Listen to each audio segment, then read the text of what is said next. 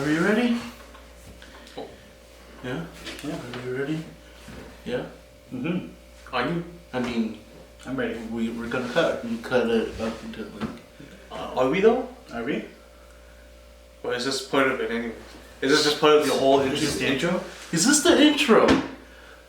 Yes, it is. It's okay. No, it's not. Okay.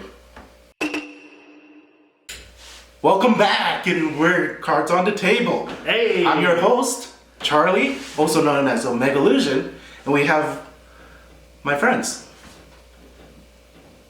Jimmy, Shintagi. And yeah, Silent Artist. Hello. And for this podcast, we're going to talk about our preferred playstyles in multiple card games, whether it's Digimon, Magic, or even Pokemon, right? Or, Yeah. So, Yeah. let's start with you.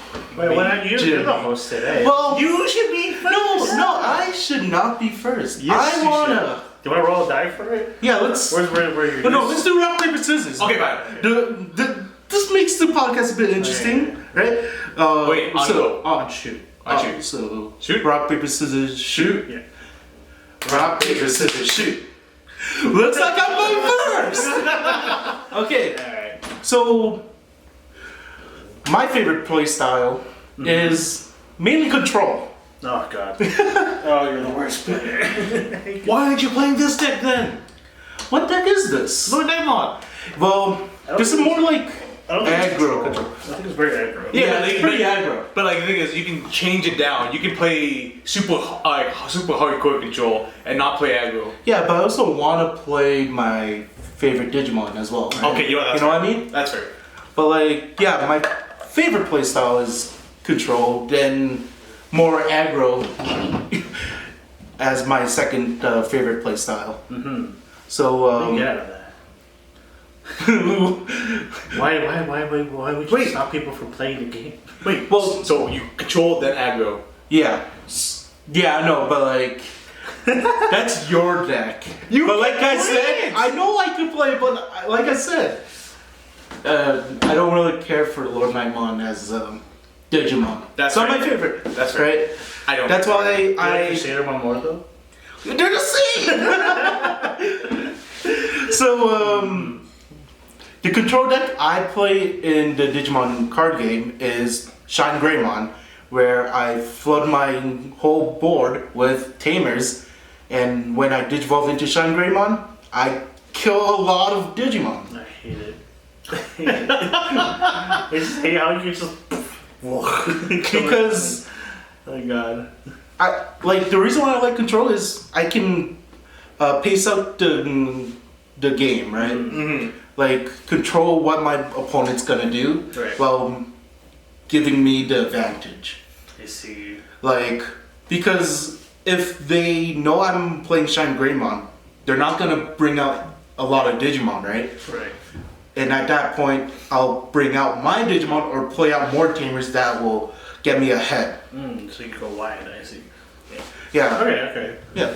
I see how where the aggro comes in. We just drop that. Then aggro is my second favorite playstyle because go fast or go home, right? Is that what you do in Magic? Magic. Magic. I think you're more combo oriented in Magic. Well, Magic. So I don't know. What are the different playstyles though throughout like card games? We have control. We have aggro. We have combo.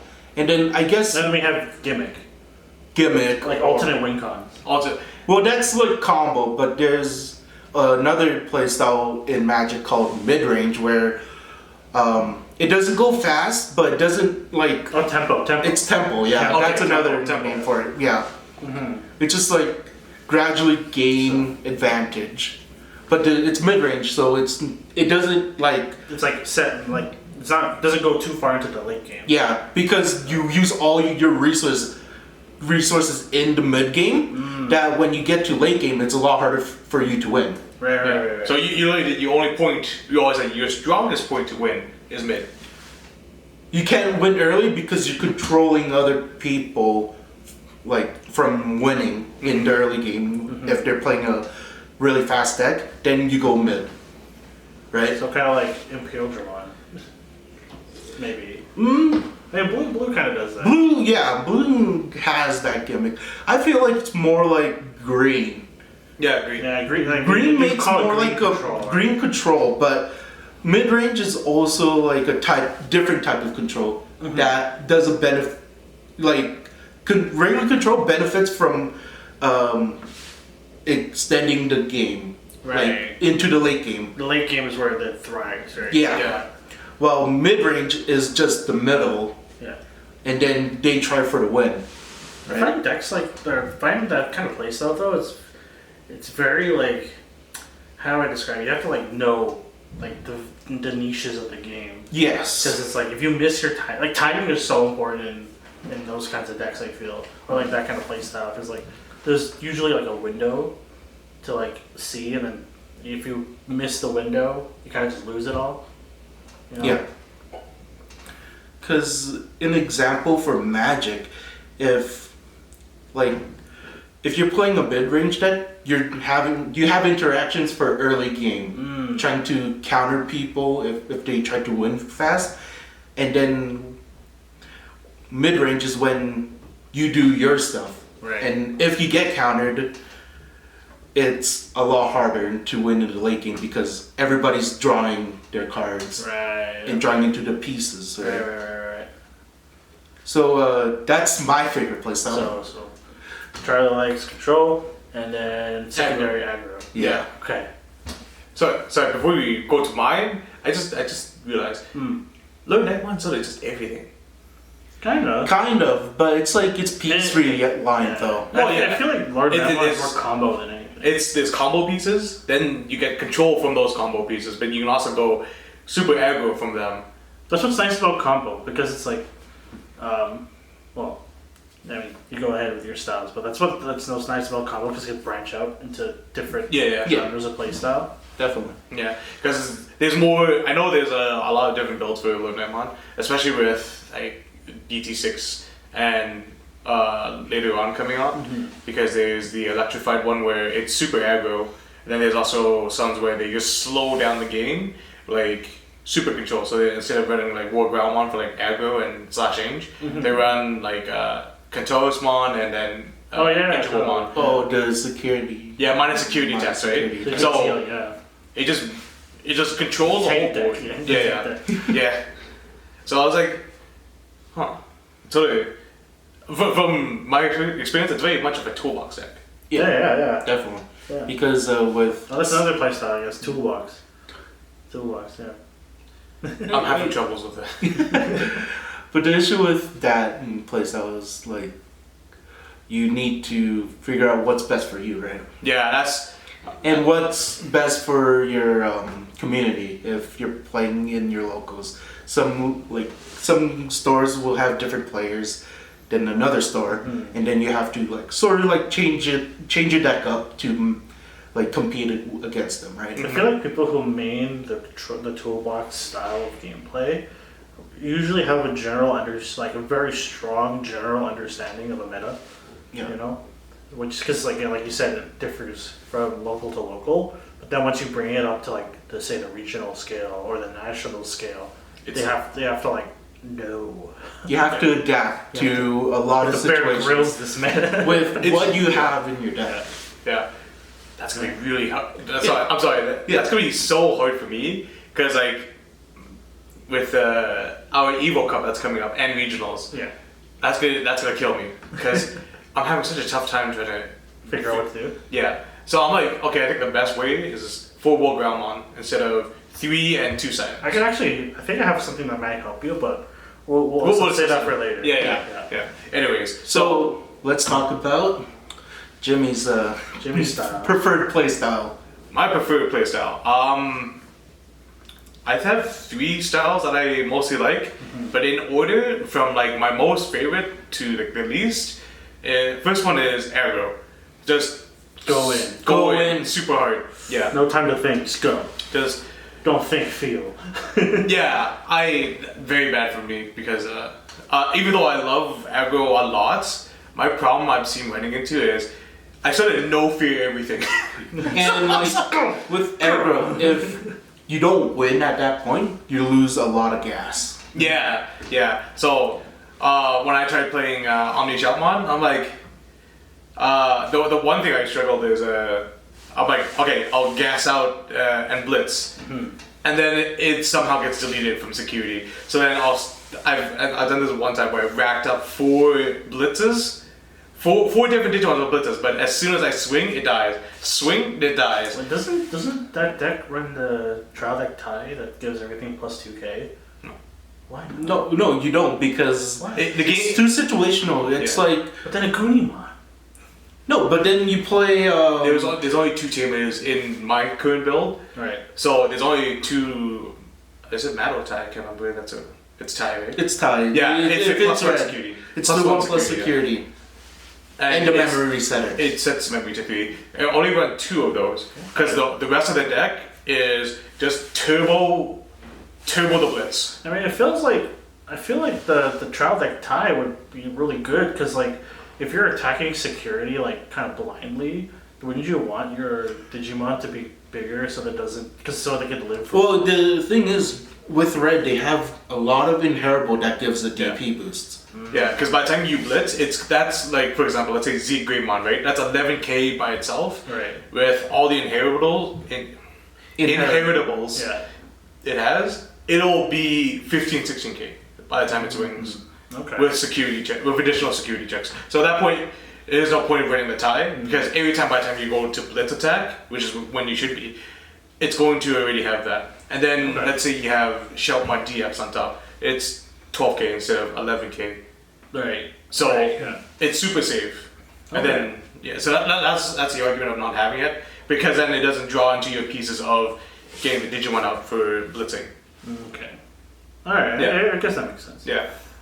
Then so yeah, like as much as I love that, I think there's a little bit of I don't know what's wrong. I just don't like when I'm playing it. I'm like, okay, this is stupid. This is super dumb and super fast. But I always get a bad feeling about the deck.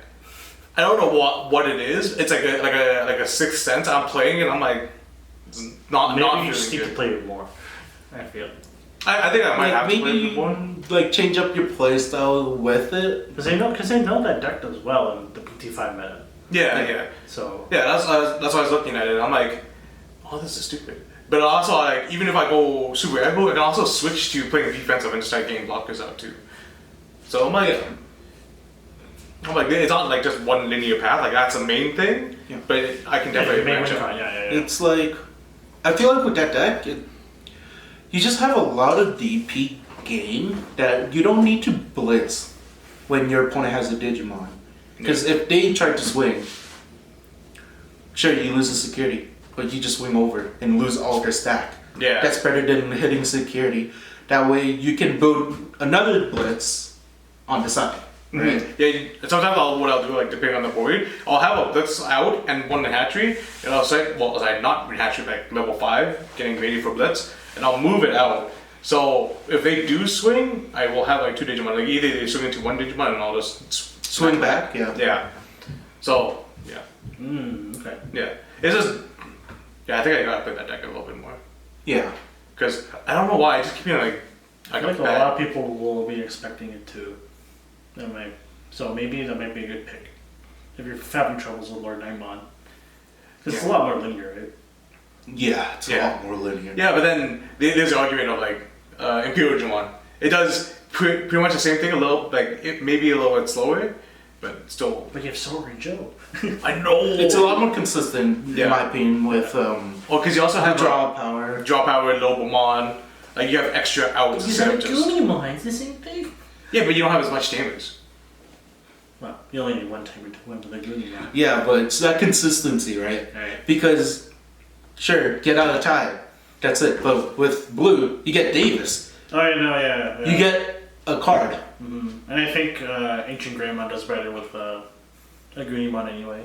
Yeah, Because you have so Marcus. yeah, Ancient Greymon, you use Marcus instead of tie, and you go for a hybrid. Yeah. That's so- what the next set is. It's for Agumon, Bond of Courage. Yeah. Yeah, Bond of Courage or Bravery in English. Yeah. What? Yeah, it's called Agumon Bond of Bravery, yes. B.O.B. So B.O.B. Bob. Why did they call him Bob? I don't know, but it Okay. is. If you want to double check it right now. No. No. Do you trust me? I'll just call it Bob.deck. It's fine. That's Bob whatever. the deck. Bob the deck. Bob the builder. I'm like mad about that because like they kept friendship for Goblimon, but Yeah, they should have just kept Craig. because it's for the crest, right? Yeah, I'm like, what? Like They didn't change the translation for no, it's Adventures reboot, right? I don't think so. Well, the collection. Oh no, so Adventures set 7. Right. Then the collection is the extra booster. yes, one or two. Yes, yeah. But we won't know for sure until it gets more spoiled over here, right? Because we have cards, but it's all in Japanese, so we won't know how it is The until. official translation. Yeah, All right. So you like aggro. aggro, yes. What's after that? My second one? Combo. Combo. Yeah. I So Lord Emma. well, yes, but like, so what I've tried, this is supposed to be very lady, but like I love playing with stuff that, like Lilith Wandu, for example, right, where that has card pieces for combos. Mm-hmm. It plays out really well. Sorry, it is Bond of Bravery. What the? Yeah, we'll put it on screen right now. Oh my God, Bond of Bravery. Jeez, Agumon, Bond of Bravery. I hate that. Yeah, it's sets it down. Anyways, Anyways, Bob.deck, okay. let's stop talking about Bob. Agu Bob. Agu Bob. Agu Bob. I know, that's funny, right? I love that. It just sounds like he's trying to say Uncle Bob, but you just I'm can't. building Agu Bob now. Time to find the Trout Neck Greymon. I have 2 playsets. Ooh, spicy. Spicy.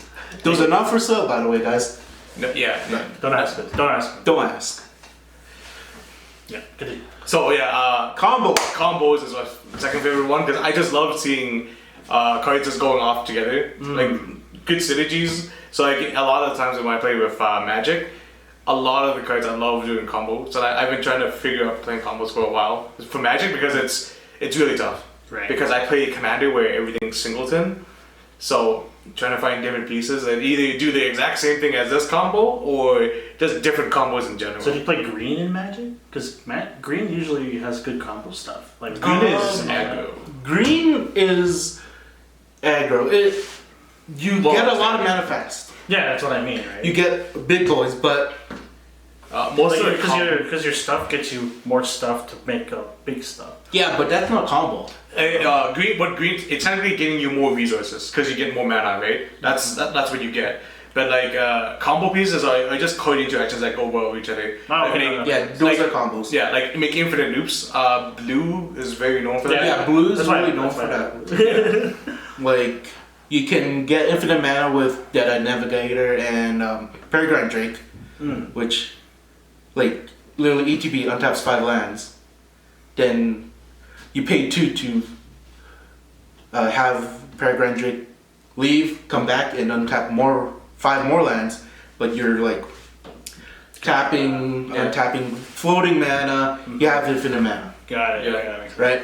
So you essentially pay 2 mana and gain 3 mana the whole time. So you get +1. But the fact that you can do it infinite amount of times, you get infinite mana. Theoretically, but you don't sit there and be like, hey, I'm gonna do this, Yeah. and then do this again. You just like, hey, so this combo goes infinite. I have infinite mana just to save time, because everyone will understand at that point. If no one stops this, it's gonna be infinite. Got it. Yeah. Okay. So, like, going into your, like, getting pieces for combos. Yeah. Like, I also like combo, right? But it's in a way that I want to play control until I hit my combo pieces. Okay, that's understandable. Like, yeah. controlling the board, not letting anybody play until I actually get my combo piece. Yeah, And then you go off. yeah. Yeah. So that's why when I play my Diabomon, a lot of people are like, oh, I sort of want the one that gives you plus extra, the baby that gives you extra DP for when you attack and all that on your turn. And I'm like, okay, that's really neat, but like, no matter how much you boost Diabomon, because like that's one of the very few cards that will boost it, it's just gonna die in security. So why not just build the board, make it more consistent, and then combo it off? right? So you get more Diabomons, and then you can either swing out with hit with all of them having rush, or all of them you gain memories from the level 4. I can't remember how to. Kurisari. Yeah. So it's Sunimon, then Karamon, Yeah. Kurisari and Inframon. Inframon, then It's been a while since I played the deck, so I just. No. Yeah, no, I understand. Don't. Wait. It's everywhere on this map. Hold on. There we go. Don't touch the baby. But yeah, that's just my the way I like to play with that deck. Not because I know everyone plays it very differently. Because I know there's one person in the meta where he runs 3 Mechanorimon, right? Mm-hmm. Yeah. Do you know who I'm talking about? I can't remember his name, but he plays at Eastridge when we did locals there. Glasses, wild hair, tall. Yeah. I like his build because it's very interesting. It's very different. And then when we talk about like Eric, his build is also very different. And then when we try to build it, then you look at mine, you're like, oh, okay. So I'm gonna steal that. Me? Yeah, you still like, oh, I'm gonna steal that because I told you about those. I'm like, oh yeah, that's really good. And you just. Well, I mean, spoilers. I don't think about a lot of decks on my own. No, that's fine. Like that's the whole point. Like when you do like research and everything, you look at how other people build the deck. The only time where a deck is actually like my own is in Vanguard. Oh yeah, Vanguard deck building is so easy, but I'll talk about it later. Yeah, but like, sure, just get a basis of a deck that you want to build. Yeah. Then just play a bit, then tune it into your own. That's what I did with Hexblow. So yeah, because I think you did an amazing job with my that. baby. Yeah, that deck is. Well, I'll talk about it more later. And here's a link to the deck profile. Hey, it's. I think it's about me. No, it should be about Jimmy. me. It's about me. Jimmy. Somewhere around here. Yeah. Somewhere here. Deck profile from last week. You haven't seen it? Alright, and we'll put it in the description below. Yeah, please watch it. Yeah. I gush a lot. A little bit, just a little bit. You know fruit gushers? Just squeeze one of those. Hey, so control, aggro, control, and no control combo. I was like aggro combo. Sorry, combo. I love control. Yeah. Combo. Aggro combo, and then the third one is tempo. Okay. Yeah. So yeah, that's why I've grown so fond of Lornamon because of how much of a tempo it is. Like I love the fact that I'm like, I look for my combos. I don't care for the aggro part of it. Whenever I play Lornamon, it's specifically just for the combo and the tempo. Right. Like the aggro is like okay, cool, nice, but it's more so of like. So you have like command every turn, like every time you have a turn. Yeah, because I look at it, I'm like, okay, what's gonna get me in the best field advantage? I can worry about swinging at security whenever because it'll slowly poke. Either my board will get wide enough, or they got nothing, and I'm gonna keep smashing into it, right? So especially since you have like Starsmon and Starsmon, Nightmon, slashing, like a lot of DP reducing. Like Spiral Masquerade. Oh yeah. Yellow is so much. And then Volder Arms, right? Yeah. There's Volder Arms too. Like, which you remember. If you remember. I don't want to talk about that. Dude, that is like forever ingrained in my head of... That means you'll never do it again? You know what that means? I gotta focus on more control. So that's a thing. That's another thing. Yeah. Panicking when you hear times call. Yeah. I notice that happen to a lot of people, and that's what happened to me too. Yeah. Because I'm like, if I don't want to tie. That's why I it. You just ignore tie, but like... You still have to thoroughly think about your actions, and not just forget your digiburst when you just move it out of the freaking hatchery. Yeah, but okay, so don't forget that sure you want to progress your plays, right? Like play a lot of Digimons, and also keep yourself from losing. But there's a really certain extent that like giving your opponent a lot of memory. You just handshake them to win. You just you literally just do handshake them to win. So yeah, that's it for me. Yeah. Like most of the times, at least with Digimon, color-wise though, I think red and oddly enough black is like my two top favorites right now. Okay. Yeah. So that new War Greymon is. No, I haven't. Don't. What? No, I don't look at spoilers too much. I try so hard not to look at spoilers. You want to know why? No. Because You think I could be playing the new thing? no, it's not even just that. Because like that's BT6 for example, Yeah. right? You're like, oh god, it's coming, it's so close. Hey, we did it! So you don't want to I don't want that to happen hype again. yourself up. Okay. Yeah, because so now like a lot of like Denny for example, right?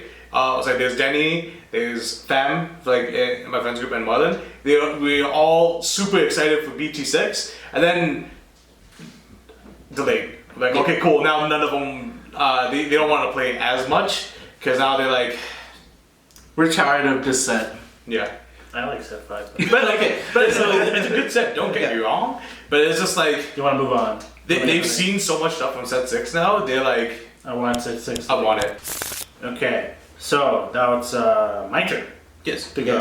So when I play TCGs, I don't really necessarily have a style that I categorize myself in.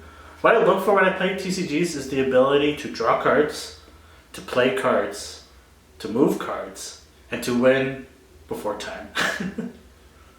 So blue. So blue. So blue. Basically any blue deck. Like, because in Digimon, obviously I play Hexablamon. And what I really enjoy about it is that, so the trashing aspect I really like because it disrupts what my opponent wants to do. Yeah. So control. Right. So it has some control element to it. And then with Upamon and like even like the Blue Gabumon and just the way that how much draw advantage there is.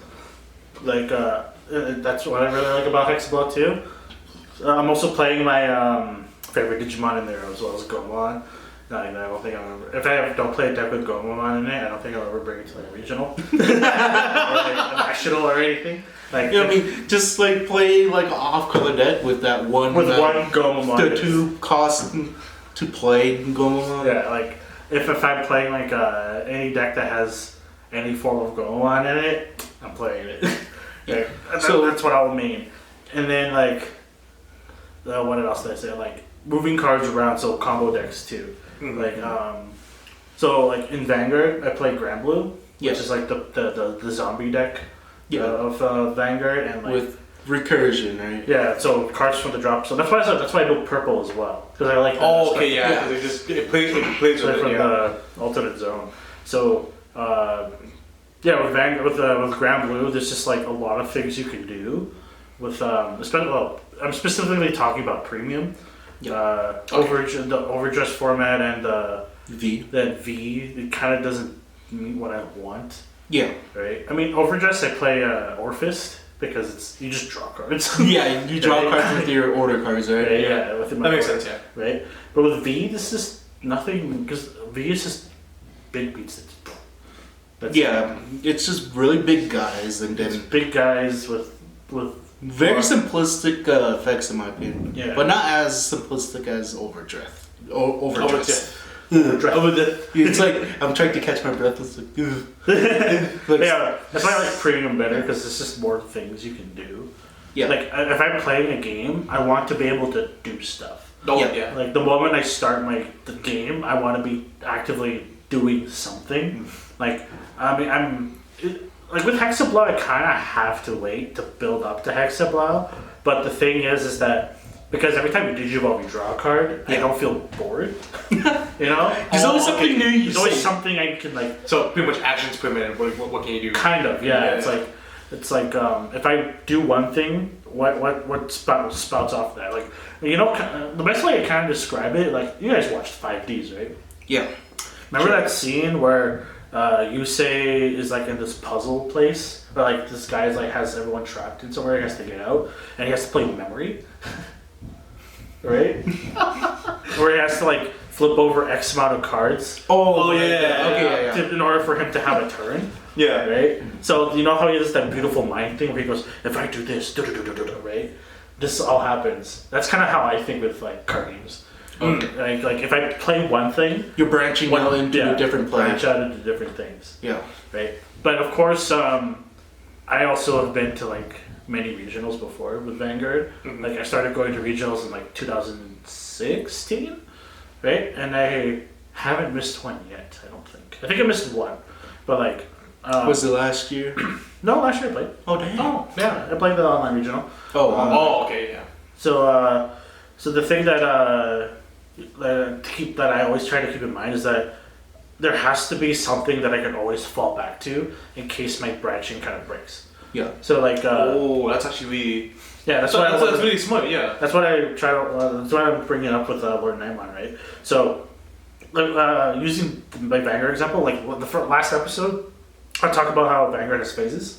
Yeah. That is something I haven't really developed until after like my 5th year of playing the game, because the game was still new, and then once a game reaches 5 years, I think that's when you can kind of like make it a formula and kind of like figure out the most optimized style, at least for yourself, the most optimized style of play. Like I did that with Yu-Gi-Oh too. Like I really my favorite deck in Yu-Gi-Oh has always been like Rabbit Fish. Anything that can like, because my first deck was Umi. Yeah. With Coelacanth and like all those guys, right? So like the fish OTK and stuff like that, right? And so whenever I find like the combo that I want to default to, that's when I start branching out. Like with the example of Rabbit Fish, the main combo is the XYZ Remora play, right? But it also has access to the very cheesy Acid Golem creature swap. Oh, dude! That's so bad. I did that. Do you know Victor? Oh, you did. I did it. It was such bad timing too, because he took a break from the game. Oh god! He just made us And it ruined his return to the game. I don't know if Victor will ever watch our show, but I'm so sorry, Victor, for the thing I did so many years ago. Like You're not sorry, because you literally did it to him. I won, okay? He was playing Black Wings. But the thing is, to get back, Victor is an exceptionally Yes, he's an incredible Yu-Gi-Oh player. Yeah. Like since my start of Yu-Gi-Oh, and since like even now, because I believe he still plays. No, I saw him on Chuba. Yeah. On Sunday? Yeah. Yeah, because I think there was a We'll Yu-Gi-Oh see him tournament. this Sunday. Yeah, I think there was a Yu-Gi-Oh Yeah, tournament. I think the Yu-Gi-Oh players just started going to shoebox. Yeah, they just I think they just started bringing tournaments back last Sunday though. Okay, yeah, that's fine. Because then I don't really want to get into if there's a discrepancy that happened. I'll just leave it at that. Yeah. It was funny too, because his only out was Sirocco. His only out was Sirocco in Black Wings. Oh But no! this is the format where Sirocco was considered a bad card for Black Wings. Yeah. This is like the start of Monarch era. Yeah. So, yeah. Oh no, He dude! literally had 0 outs to Because he doesn't have it. He can normal summon a Black Wing, but he can't do the combo because he can't special summon because of acid. Golem. Yeah. Like he went first. He literally just set one pass, and then I went Bahamut check response no Bahamut check acid Golem response no creature swap. and then I just like alright end turn. And they did that 4 times and they won. So 4 times? Because you know what Acid Golem does, right? Yeah. So every standby phase you lose 2,000 life points. So you have 4 turns to deal with it, or you lose. Oh my goodness! I did that turn. He couldn't do anything. So couldn't. I opened creature swap and ran it. You win! You win! It's so stupid. I've done it. And, yeah, it's great. I love this deck. So Sorry.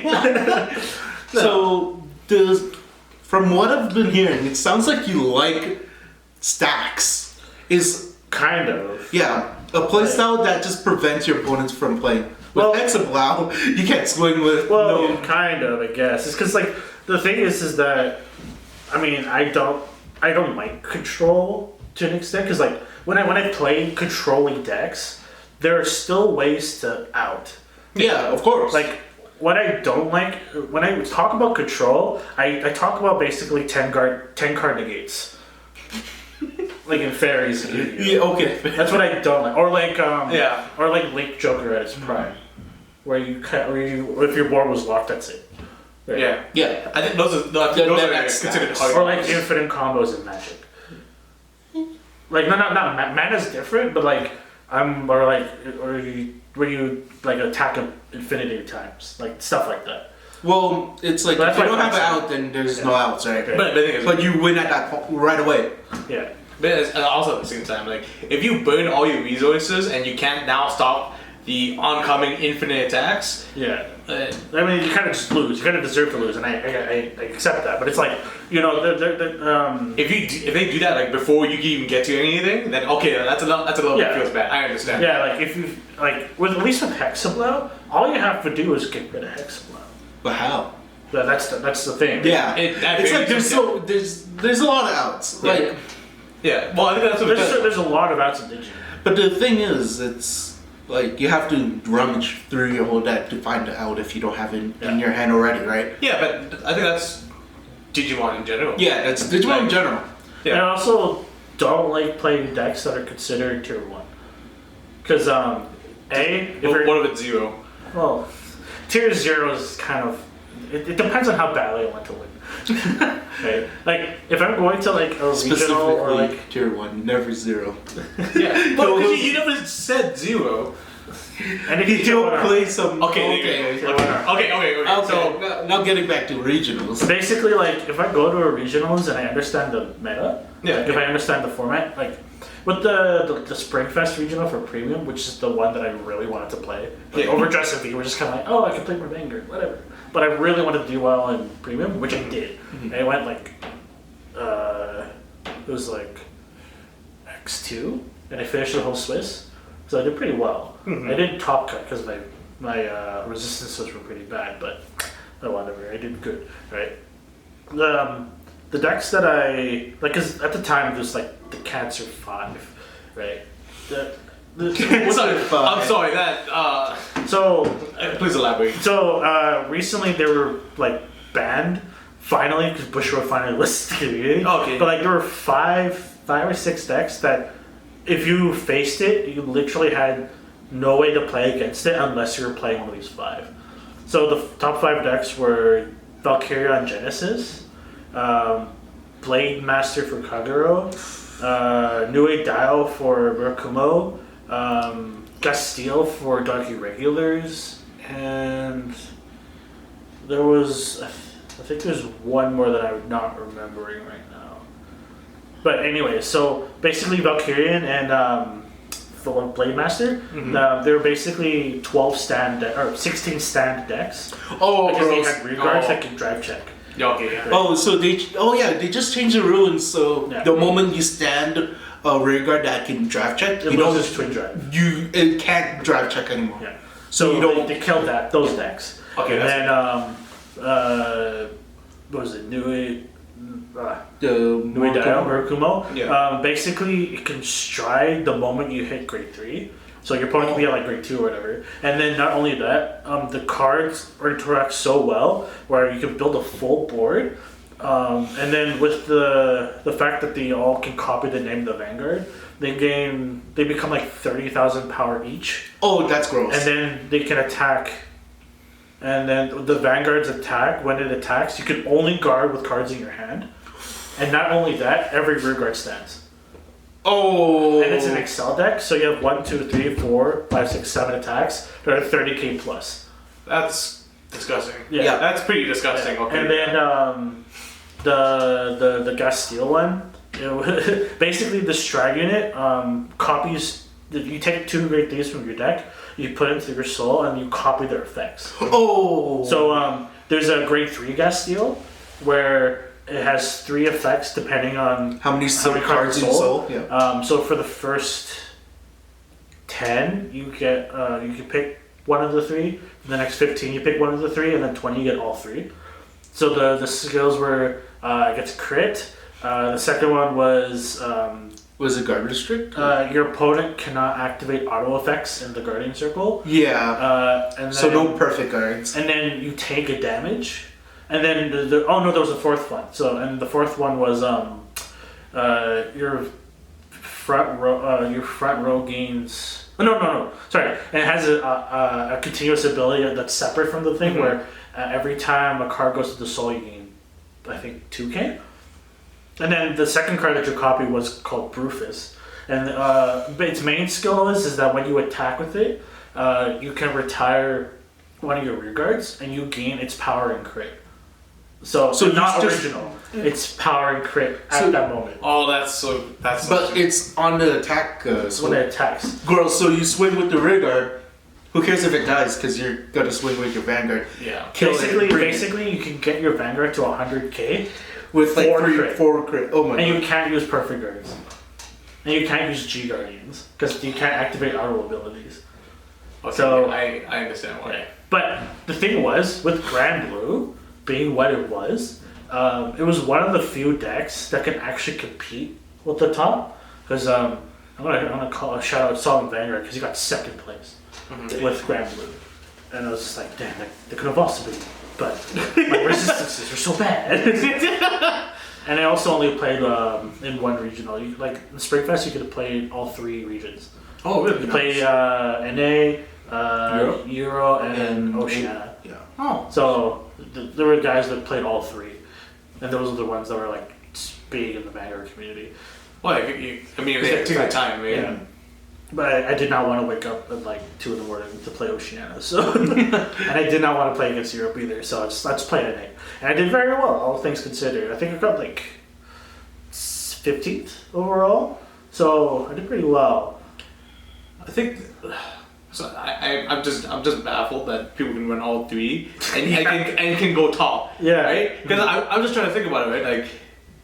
Like for us, like even just locals, metas are very very changed so much. Regionals, like Canada to US, way different. Yeah. Right. So I'm thinking like, so you put in different regions, you have to know either you know the how the format's going in that region, and you studied it, or you're just winging it and you're getting play a deck that you think does well. Yeah. Well. Right? Yeah.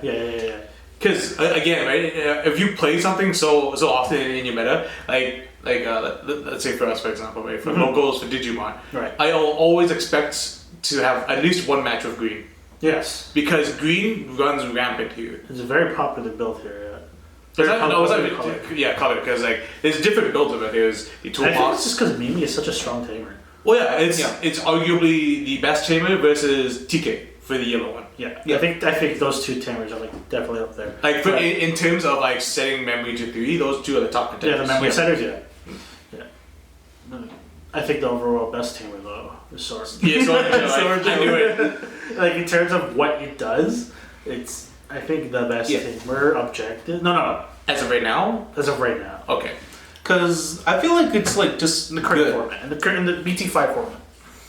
Yeah, like, that card's just good. Like, you don't need a memory setter. It's like if your opponent has a Digimon with no sources, you're always going to at least 3. Yeah, with Sword and Joe. The crazy thing though is that you can play around Sword and Joe, which makes it balanced. Yeah. Right. If you play around Sword and Joe, then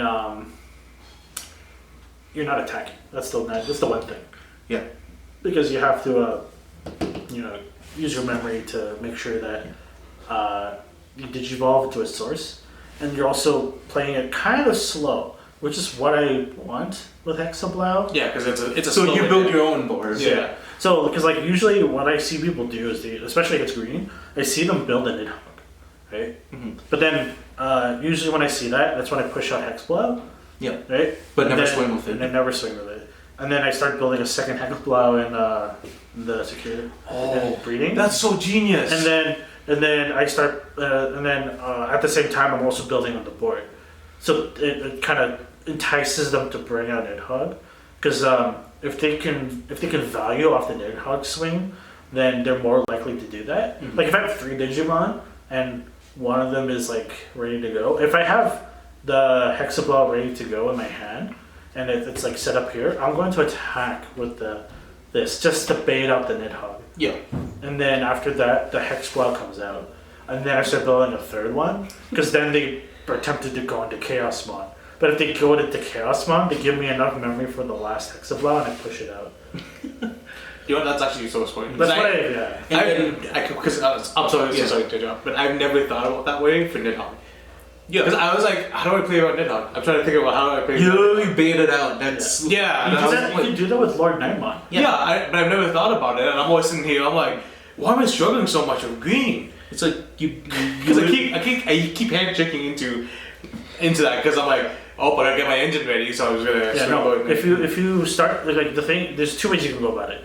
You can build on board and then breeding simultaneously, right? Or you give them a compelling reason to want to Nidhogg you while you're building. While when you push up the first one, right? Because if you build simultaneously, the tricky thing about that is if they memory choke you. That's the hard part. Building simultaneously. That is true. But if your hand enables you to push out and then build a second one, right? That's usually like I think the stronger choice, but it's definitely more risky because you leave your guy exposed to whatever is out there. But usually Nidhogg players won't use Nidhogg for one Digimon. No. Yeah, because that's how I also play them too. Because whenever. It's just like this is just my style when I play with Lord Nightmon. Before I even bring it out, because they all, no matter what, they see that card. Oh, this is what I've seen from locals. As soon as they see Lord Nightmon, target acquired. Yeah. Just immediate target acquired. Yeah. Which I don't understand because I'm like, okay, cool, I brought it out, but it goes to their turn, so I'm not even able to swing with it, and it's vulnerable. But like, gotta get rid of it immediately. Yeah. So I'm like, okay, now because of that, I always do. Build a blocker first with more ground steady in my hatchery. Yeah. Bring it out, bring Lord Nightmon out. Yeah. So if they do something, I can potentially block because for some reason people forget Pitomon is a blocker. It looks like Angemon. So every time people look at it, they're like, "Cool, you got a Digimon, Lord Nightmon. Okay, I'm gonna attack Lord Nightmon. Block." Oh, I forgot it's a blocker. It's happened so often where people forget that one. That's one specific one is a blocker. Yeah. They look at Unimon, I'm like, alright, cool, that's a blocker. Then they don't swing. But if I play Pitomon, they're like, swing? Angemon, okay. Like, card. Oh, like no blockers. Jimmy told me one story about when he played Pitomon against an opponent. He digivolves Pitomon. The opponent asks to see it. It's like, okay. Swings, block. Oh, it's a blocker. Oh my god. They literally picked up the card. I think they looked at the inheritable blocks. It was blank. Blank. Yeah. So no, he just checked the DP. Oh my god. He looked at the top portion, so I thought he read the blocker part, because that's the top portion. Right? He just looked at the DP and play cost. And he's like, okay, cool. Puts it back down. Swing, block. He's like, oh. I'm like, I'm sorry, man. You literally just looked at it. I'm like, I couldn't even I can't even ask him like, Jordan, we play that? Because first of all, it was the store tournament for Eastridge, and then also I'm like, you literally picked up the card, so I can't because like you knew full well that was a blocker. Or at least in my perspective, because you picked up and looked at the card. I didn't know what you were looking at, but you looked at it like, okay, cool, he knows it's a blocker. So he swings, I block, I'm thinking like, okay, cool, he has another play, right? Yeah. So he, I'm terrified at this moment. And he's like, oh, that's a blocker. I'm like, okay, never mind. I just sweat just immediately rolls off. I'm like, okay, I'm good. Okay. I have this weird relationship with blockers, because I do play Hexablow, half the time I'm ignoring them, right? Yeah. And then, but the thing is that I also ignore light blockers. Because I come from a background of playing Vanguard, right? Yeah. You block from your hand, right? So I block from my hand, so I never think about my board. I mean, intercepting is a thing, but like, in Vanguard, like, intercepting is not as important. It's kind of like a last ditch move because usually your grade 2s are like your most stronger units, right? So you typically want to keep them there, but if you need them, they help you because the 5K can come in handy like at certain matchups. But like if I probably don't think about it as much because Magic you do that a lot because you think about blockers, right? Oh yeah, Yeah. like constantly because all your creatures can block, Right. unless it says this creature can block. Yeah, of course. Like there's always because in Magic there's so many rulings. Like it has like there's always at least one card that avoids this ruling somehow. Yeah. Somehow. So like, cause like the funny thing was when I started playing, I was losing a lot of games because I would just leave Koleth or Sealamon there. I would not use it to block anything. Yeah. Like I'm sure there were a few games you saw me where like, why didn't you block? I'm like, There's a few games you played against me too, because I think it was first time out. You tried to get a feel of it. I was playing Dio Beaumont at that time, I think. Right? It's like, why didn't you block Diaborum? I'm like, oh, because it was a 3K. It's one with you with the token. yeah, I'm like, And you're like, it's like, because that was the last attack, and if you blocked you would have lived. I'm like, that's a good question. yeah. I don't know why you didn't block. Yeah, well, because the thing is, right, mindset of like the previous game. It's not, like, yes, you can play multiple different card games, but the most recent one before you transition to like another one, Still, you have bad habits of that old game. Because right, you're like, okay, cool, it's a card game. Yeah. And you try to. Yeah, like definitely. It did take me a while to switch my mentality from Vanguard because Vanguard, like I mentioned before, Vanguard is so linear to me. Like, It's really very linear. predictable. Yeah. Predictable for me. Oh yeah, because I think we talked about how we literally know what your opponent has in their hand. Oh right, and then you with also the draft checks. Yeah. Yeah, and then off camera we were playing Vanguard EX Yeah. or whatever, and I'm like, I can win this, no problem. And then I won it. You were not even playing. You were just telling Charlie what to do. Charlie what to Yeah. Like do this. Like you're gonna draft. You almost You're gonna effed get me this. up. I almost lost because I'm like, oh, whoops, I overextended. That's okay, we can still win. Oh, it's like, the AI won't double crit me. Crits. Oh, shit, well, that's fine. That happens. that happens to me a lot too. Because I'm like, yeah. because Yeah, like, I want to play the game, like, okay, the worst thing that can happen, I say this out loud, the worst thing that can happen is if you double crit. Yeah. And then it happens, I'm like, okay, at least I prepared for the worst thing that can happen. Yeah. Well, the thing is, if you have that in mind, like, okay, I know what's gonna happen if the worst. Worst thing can happen? Yeah. Then I think, and if you're prepared for it, I think it's fine. Yeah. So yeah, so that's basically like what I enjoy out of card games. Sorry. So what? So I want to draw cards, I want to play cards, and I want to move cards. So everything. So kind of everything. Yeah. Like again with Vanguard, because like I can recite my first 2 turns easily. Okay, like, it's so linear. Yeah, you know it's really exactly what I to know do. it's like 80% of the time this is what I'm playing, and then in the 15% of the time where I don't do it, I still know what to do because it's the other 15%, right? Because then I just like, and I also enjoy looking at my hand and then playing off of it, like Yu-Gi-Oh is like example because like Yu-Gi-Oh is one of those games where you have to rely on your opening hand, Yeah. right? Because some games you just checkmate with the first top 5 cards, right? Oh yeah. Exodia. So Like minus the fact that like if they negate you and stop the plans.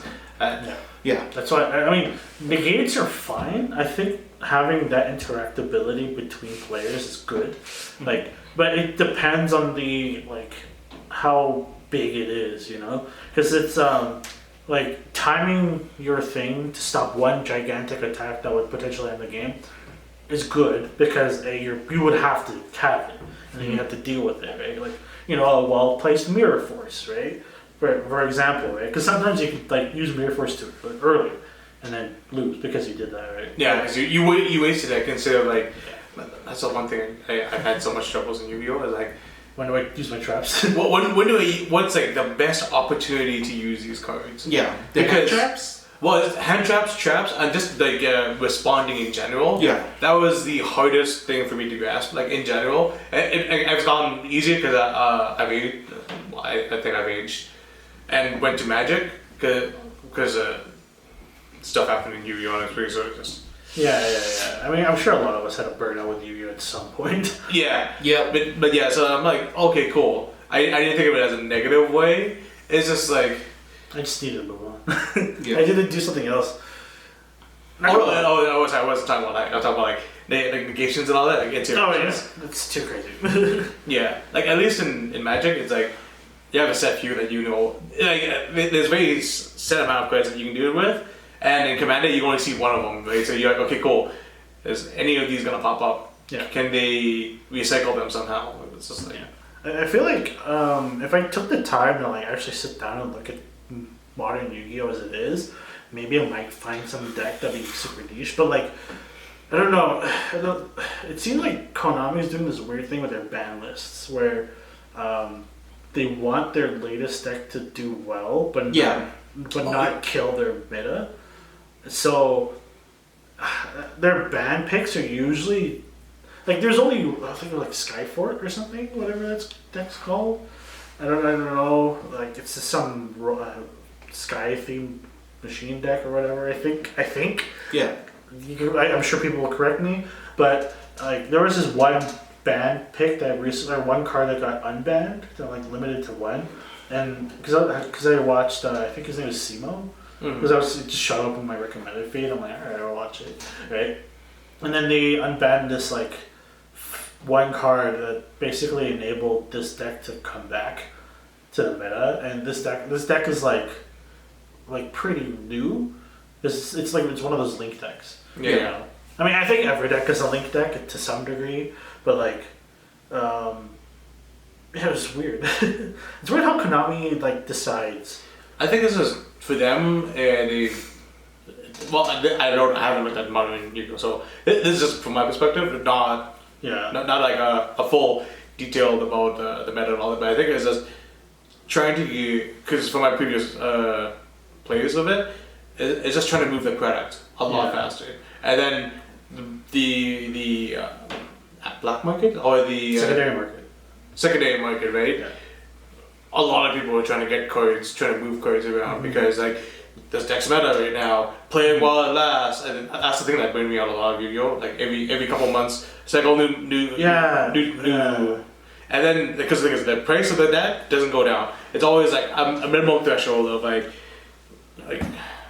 Let's say minimum $200 because I haven't played in a while. But then there's also including people who play like, oh no, I can't play this card unless it's an X rarity, so then it bumps up even more. And like sideboard Too, because then sideboard money gets so expensive. There's so many cards where you're like, oh hey look, draw lockboard, never good, right? And then all of a sudden when spellbooks became a thing, you're like, draw lockboard, and then everyone's talking about it. Like one person talked about it or talked, but not like. And suddenly everyone wants to get this card. Yeah, and it's just then it goes from like a 20-cent card to like $50. Ooh, speaking of sideboard, do you remember that one story of this guy who soft cheated with a sideboard? It was like I can't remember his name. It was a huge Yu-Gi-Oh guy, but he like he made this agreement with his opponent that they would both side out, I think, Kari Bandit or something like that, or Mathematician, something like that. Like this really powerful, like generic card that every deck was playing at the time. Mm-hmm. And he did this scummy thing where he sideboarded a copy of that card, and when they sideboarded it, he swapped them. So he still had it in his main deck, but his opponent swapped it out. Did you hear about this? Oh no, that's so scummy though. Like he's already running one in his deck and he has one in his sideboard. Well, first of all, gentleman's agreement, you said side out. But and technically loophole, you didn't say anything about siding it in. Yeah. Right? So since you have one in one each, you're like, cool, you make that. Yeah. That's a dick move. That's a dick move. He went on to win the tournament doing that every round. Oh. Well, because I can understand why you're like, oh, okay, cool. So no one's going to use it. Okay, cool. That makes sense. I'm like, it's still to the opponent's mind. It's fair game. It's still fair. If both of you don't have it, okay, that's fair. Yeah. But that's because like I think at the time this one card that I can't remember the name of was the reason why people were winning games. Like it didn't matter what deck you brought as long as you had this card in it, right? Which is actually kind of cool because you could see like different cards being played. Yeah. But like. But I think it might have been Soul Charge or something. It was, I think, it was Soul Charge way because you pay 1,000 life points and you just bring back everything. Yeah, it was something huge. That like it was one card that did something really good. It's either that, because the thing is when that was out, Sixth Sense was out too. Yeah, something I just can't remember what that card was. I did remember that I played this card because I knew that the news was so like what the fuck that because like I'm like wow what a guy, right? I think it might have been Soul Charge. It was. I think. Yeah. Because it was extremely powerful. Because once you make all your XC splits and you detach all the materials, Soul Charge, bring it back out, make it redo it. Mm-hmm. Yeah, Mario loves Soul Charge. Yeah, but like think about it. At that time, if wind-ups was still a thing, oh my god, wind-ups, they're so fun. but like think about it, right? Soul Charge with the wind-ups, wind-ups in their prime with Soul Charge. Yeah. Mm-hmm. Think about that. So you just loop carrier for days. So dumb. I couldn't beat it. I got so frustrated because I was like, what the fuck do I do? Acid Golem, Creature Smoke. You can't do shit. Yes, but I didn't think about that. Like honestly, like whenever I played Yu-Gi-Oh, I always looked at them. Like the only meta deck I played was Mermails, just because it was a water themed deck that had a high win rate at the time, right? So if I really wanted to win, I would play it. Yeah. But like I would bring my Rabbit Fish deck, like. I mean, every so often when I had a chance to play locals with it, and, like just for funsies, and the look on people's faces when I would do the combo, because like this is what I did. So I would Bahamut Shark them, and I would bait them to use their Effect Veiler, because Effect Veiler just screws me. Yeah. Right? If they Effect Veiler my Bahamut Shark, then I do the OTK with Shark Drake, right? Yeah. But if they don't, then I just take the easy out button. Yes, because like they can interrupt the Shark Drake combo because I have to attack. Yeah. Right. But if they don't Effect Veiler my Bahamut Shark, I just go aha! Game's over. And then I flip. I really wanted to find Mask of Tribute. Or whatever that is. Mm-hmm. Yeah, prevented tribute summoning. Oh, yeah, because then you can't tribute away the Monarchs were coming into the scene at this time. Oh, okay, yeah. So I was like, but the card at the time, because Monarchs were so big, was like $30.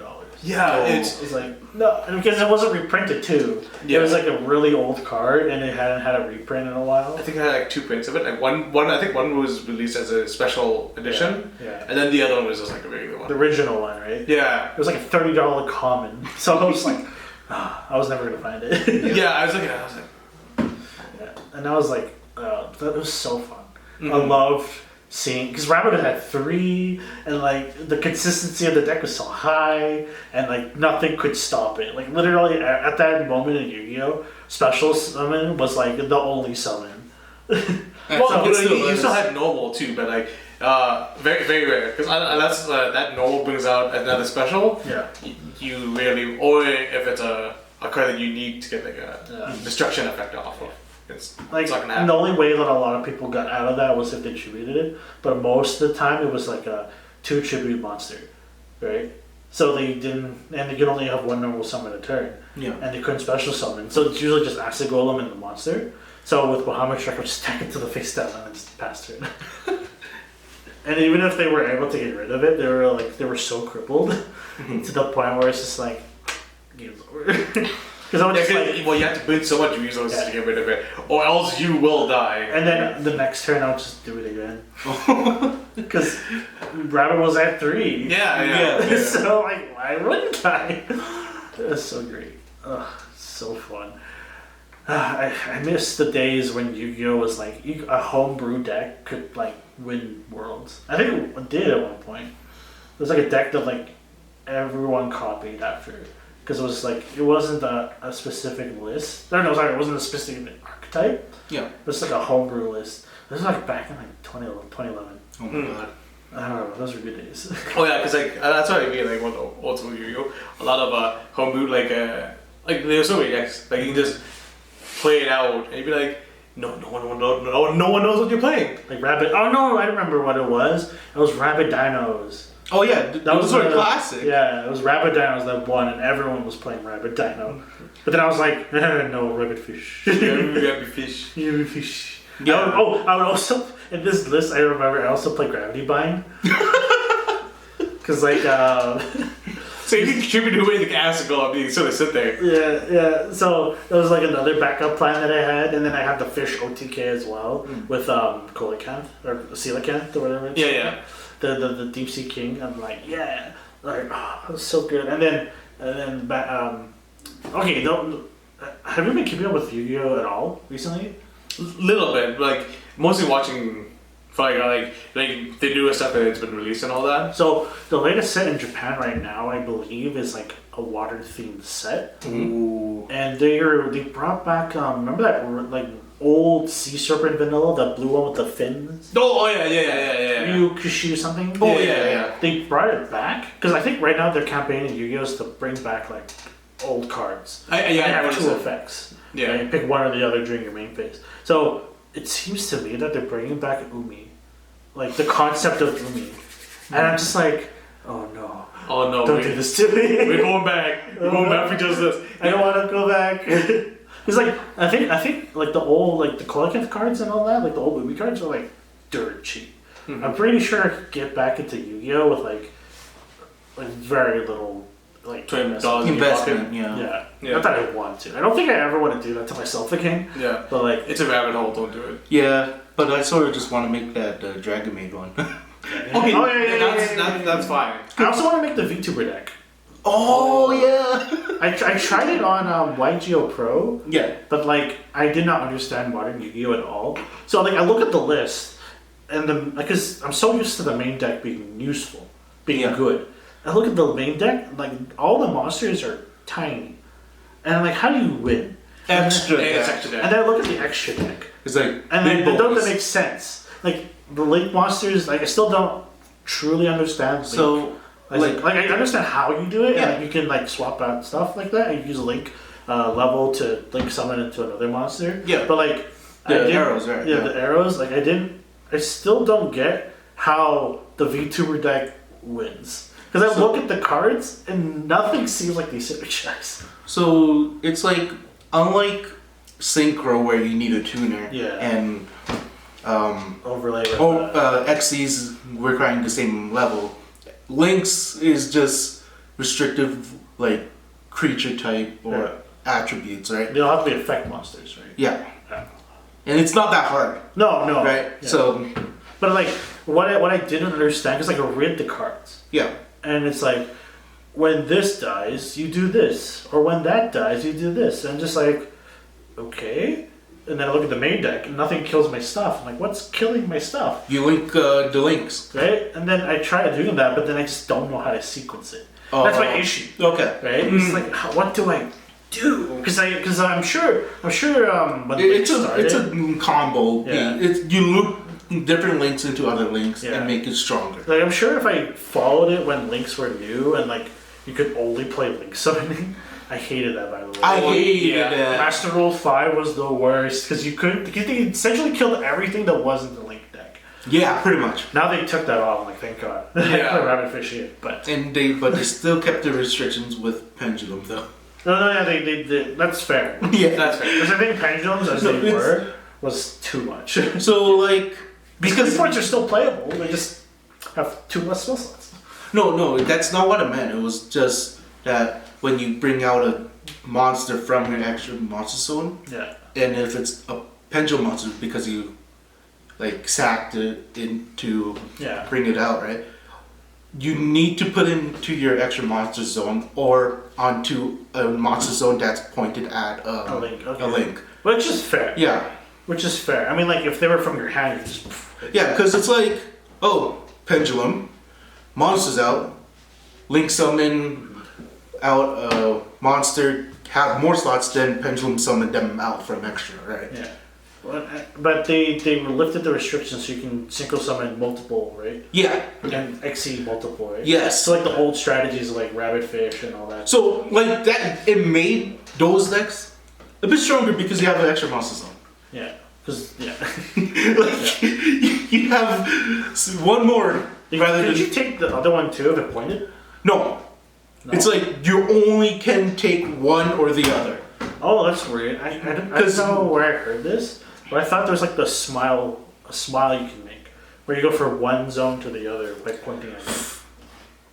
I don't know. It might be like a I different. don't card. think you can do that. No, because if anymore. once you occupy one, you can't take the other one. Because if you like first turn like put out two extra monsters, extra deck monsters, Your opponent can. you literally put two. Yeah, Because because Then they can't even link. yeah. Because I heard like that was a thing that people were doing before. I think they changed the rules. Well, yeah, I think they sort of had to because that's a little unfair. It's like how You field just make a smile on your board and you win, right? You don't even have to. What it is? You Yeah, smile? pretty much it's a smile. It's a U. Yeah. Yeah, it's fun. Oh. From your opponent's perspective, it's a frown. Well, yeah, because they're frowning. Because they're frowning. Yeah, I don't know. Maybe, I mean, I feel like the general consensus, because like, I don't know if you follow Fifth Rate Duelist on Twitter. No, because she's been like, she's kind of like my only like personality that I follow that's like really into Yu-Gi-Oh right now. Yeah. Like all the old ones that I used to watch don't really like your favorite duelist. I don't think does much anymore, or he's like not as big as he once was. But yeah, she's like my only gate or the only mirror to like look into the Yu-Gi-Oh world, and I feel like it's calmed down a bit. You know, like with I still feel like the meta is a little bit wonky. I think the current meta is just a lot of hand traps. Yeah. Like, I can't play that. Yeah. I mean, because I feel like the whole like I like the concept of hand traps Yeah, of course, in definitely. Yu-Gi-Oh because it's like one more level of interaction. Because it's not telegraphed that you have it on your field like trap cards or right. Yeah, but like too many. There's a lot of them, and if you're not running them, you're losing. I think that's a design flaw. I feel Yeah. because like Effect Veiler and Battle Fader, they were like the original hand traps, right? Yeah. Yeah. And then It's Maxi. Swiss Sacro, it's Maxi. Like the nice thing about those cards is that if you can only pick, essentially you can only pick 2 out of 3. Yeah. You know, right? Because like if you're playing Battle Fader, then you're playing a deck that you know doesn't really commit to board as often. Yeah. And then usually you pick either. You usually have Effect Veiler as your main Yeah. thing because it was a tuner as well. Yeah. Right. So it had utility in that sense. And then Max C was one of those things where it was just like if you're a slower deck, you want to use it so that your opponent, so you could like maintain tempo. Yeah. Right. But nowadays it's like the Snow Ogre, there's Yeah, the snow. the Fairy hand trap, the Heralds of Light. Yeah. I mean they were around for a while, but now Yeah. they're like really kicking off because of the Technicate Fairy deck, which is Yeah. so stupid. Stupid. And, I can't do that. It's just Right. I think back then there was a time where it was just the main 3 of like Battle Fader, Effect Veiler, and Maxi. yeah. Like those 3 as the main hand traps. That was completely fine because it's Yeah. like you can still have interactions. Yeah. Like Yeah. if you can't just like negate. It also made like deck building easier. I feel because now it's kind of like you have to play these hand traps. Yeah. Yeah, and it takes a big chunk out of the 40 card deck. Yeah, and Well- to the point where like spells and traps are like not even that important anymore. Depends on the deck, but Yeah, like, depends on the deck, but like, I think that's a plus in most people's eyes because you want a deck thing. Right. Oh yeah. Like if you know that I need these, I just need a couple of these guys. That's it. I don't have to worry about filling the slots with dead cards. Right. Yeah. Yeah, I understand that because I know back then trying to get some consistency was so important. Where if you run Reckless Greed, you have to run a playset. Yeah. And then Upstart Upstart Goblin was a 3-0. Yeah. Like Draw and Greed was a 3-0. If you're playing any of these draw cards, they have to be 3. But like Or the max limit of whatever it was. whatever Whatever it was. it Like, was. but the downside of those cards is like, sure you're trading the deck, but then you also have to consider what the core of the deck is, and like it has to because Yu-Gi-Oh's 40 cards. And Yeah, it's it's actually really small. It's really small. very small because I've had so many times where I'm like, okay, cool, I know exactly what to side against an opponent, but you know what the main problem is? What to side out? Yeah, I'm like, I'm What do you looking at side it, out? I'm like, what do I take out? Yeah, because you Everything- don't want to lose your consistency. Yeah, because I think I'm playing minimals, right? Oh. And I'm like, everything's a combo piece. I sort of need everything. you know what I do? I set out Upstart Goblin. That's what I did. What I did, I just like looked at the pieces. I'm like, cool, I don't really need this. I'll just take one card out of this. Actually, no. That reminds me. That's the kind of the issue that I have with Hexablock. Because remember, I played Takumi at 3. Yeah. But like, because I was playing Takumi and I have more access to draw, I'm like, oh great, I'm drawing stuff. But what am I drawing to? Oh yeah. So I took Takumi out and put in Cutest Breath. And now I have something to look for. which is better than Yeah. seeing it Takumi. Yeah, 'cause, like, It's like if you have to talk to me, it's like this could have been Kokai's This could have been Kokai's breath. That's Yeah. what I think. That's what I did. I remember this now. Remember else. Like when I see Upside Gremlin Game 2 or 3, I'm like, this could have been my sideboard.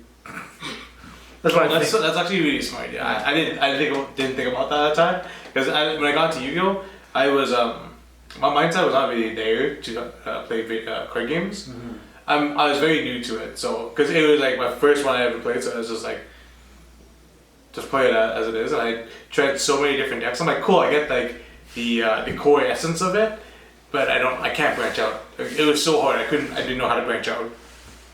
Yeah. I mean, were you more of like a player or a deck builder? I was more of a player. Oh, okay. Yeah. I was very much a deck builder. Like I did mention before that I don't come up with original ideas. I don't. Yeah. I just see an interesting concept and I run with it. Okay. Yeah, I think if you did follow back then, Yu-Gi-Oh! For Real Man. He did so many homebrew decks. It was so funny and so hilarious to see because it pops off. And it's hilarious to see because it's like, oh hey, he based it around like rank up magic or just some obscure card. The whole card around one deck. Yeah. And he just builds around that and it just swings. And I'm like, how do you do that? Because I was just mind boggled. Because I had one friend where he did all the deck building because he was very smart. He was a very smart person, and I haven't talked to him in a while, but I miss him. Okay, because like after the Yu-Gi-Oh happened, they sort of just separate ways. And I had no contact with him. I still don't. I'm still trying to find him. And either way, he's a very smart individual. Because when it comes to decks, he looks at so many different cards. He's like, this is a better off as a main deck instead of a side deck card. Especially because he looked at the meta too, like not just meta in Japan, but like our local meta. Because Yu-Gi-Oh tournaments, at least when it comes to like regionals and like store tournaments, they're very consistent with who comes. Yeah. Especially if it goes to the same store every time, right? Yeah. Very consistent. And then you always know what they're playing because they don't switch out that deck. Because they're like, okay, gotta prep for regionals, gotta keep playing it, gotta figure out what's the most optimal card for this, right? Which is what we had to do for our upcoming events. Expect what everybody else is playing and then Yeah, that's play the all. cards, right? Yeah, so that's why I like that's why I like Digimon right now because now I've switched roles instead of being a player. I'm more of a deck builder now. I build all the decks. I play them out. And I'm like, okay, cool. This is more optimal. This, hey, this is more interesting like this. So I don't know. I feel like I've gained knowledge.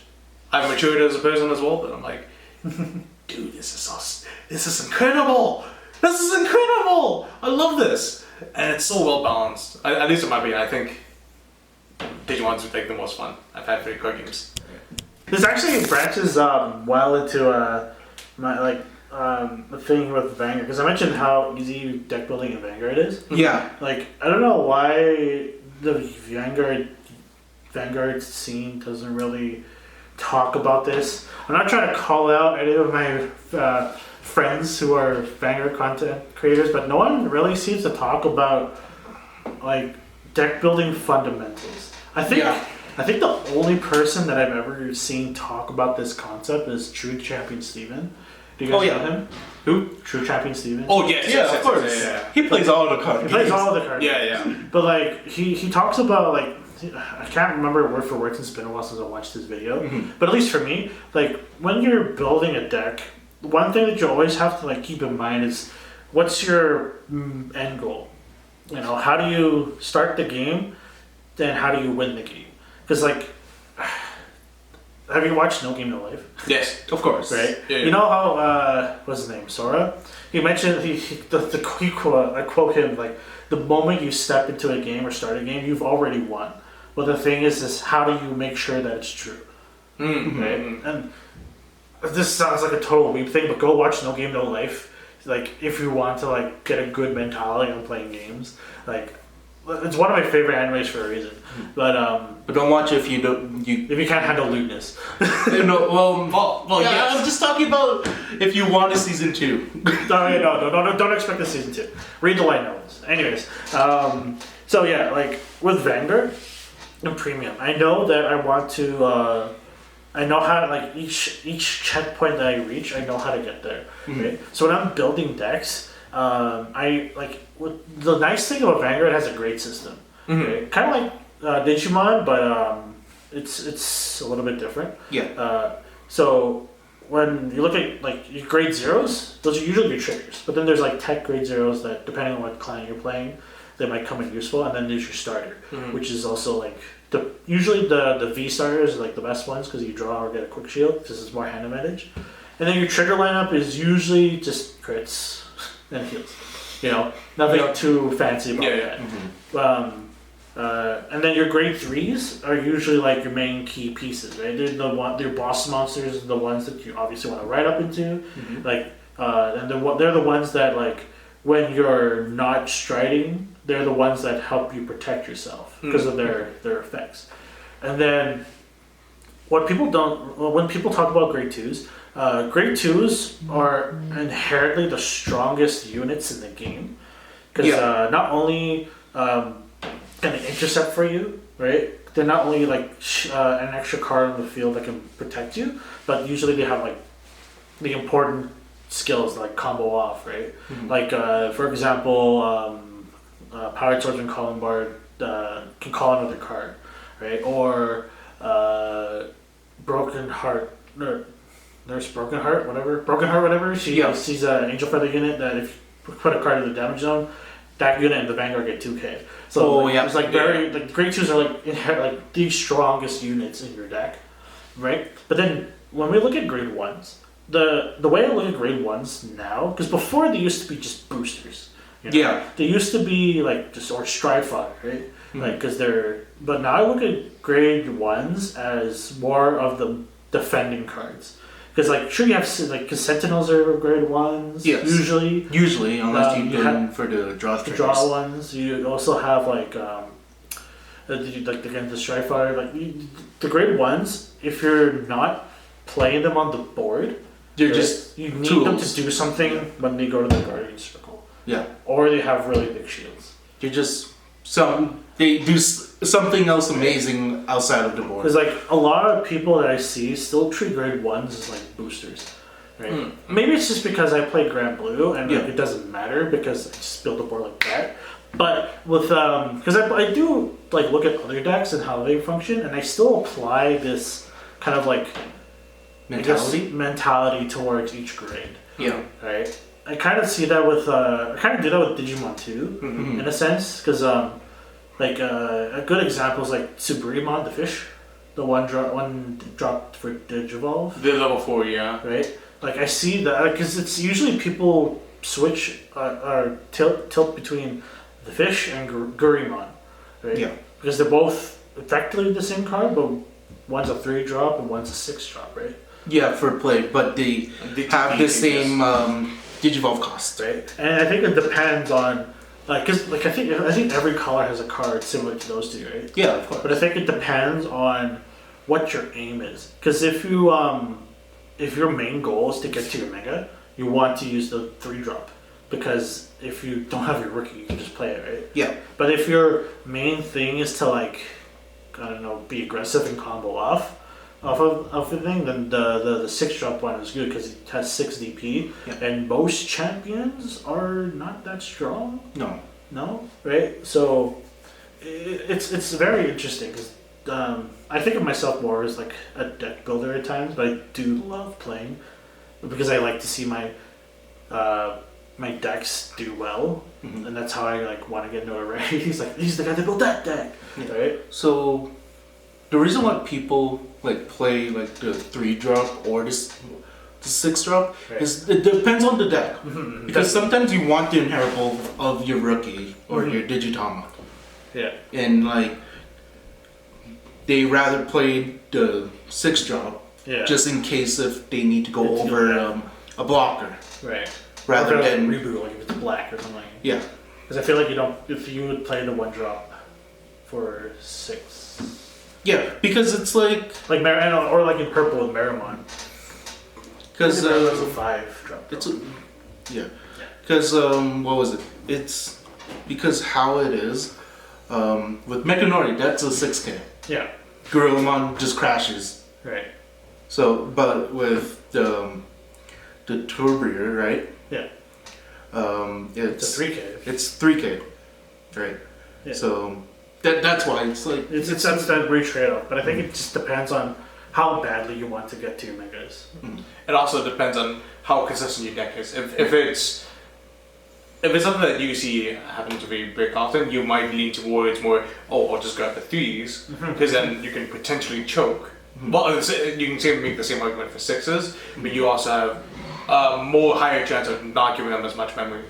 Right, especially like let's say turn 1, you're at 0 memory, right? You're looking at 3. Like the worst you can do is just technically pass turn, give them 3 by playing the 4 anyways. But it's like, especially with the meta with Nidhogg, Yeah, it matters with the DP.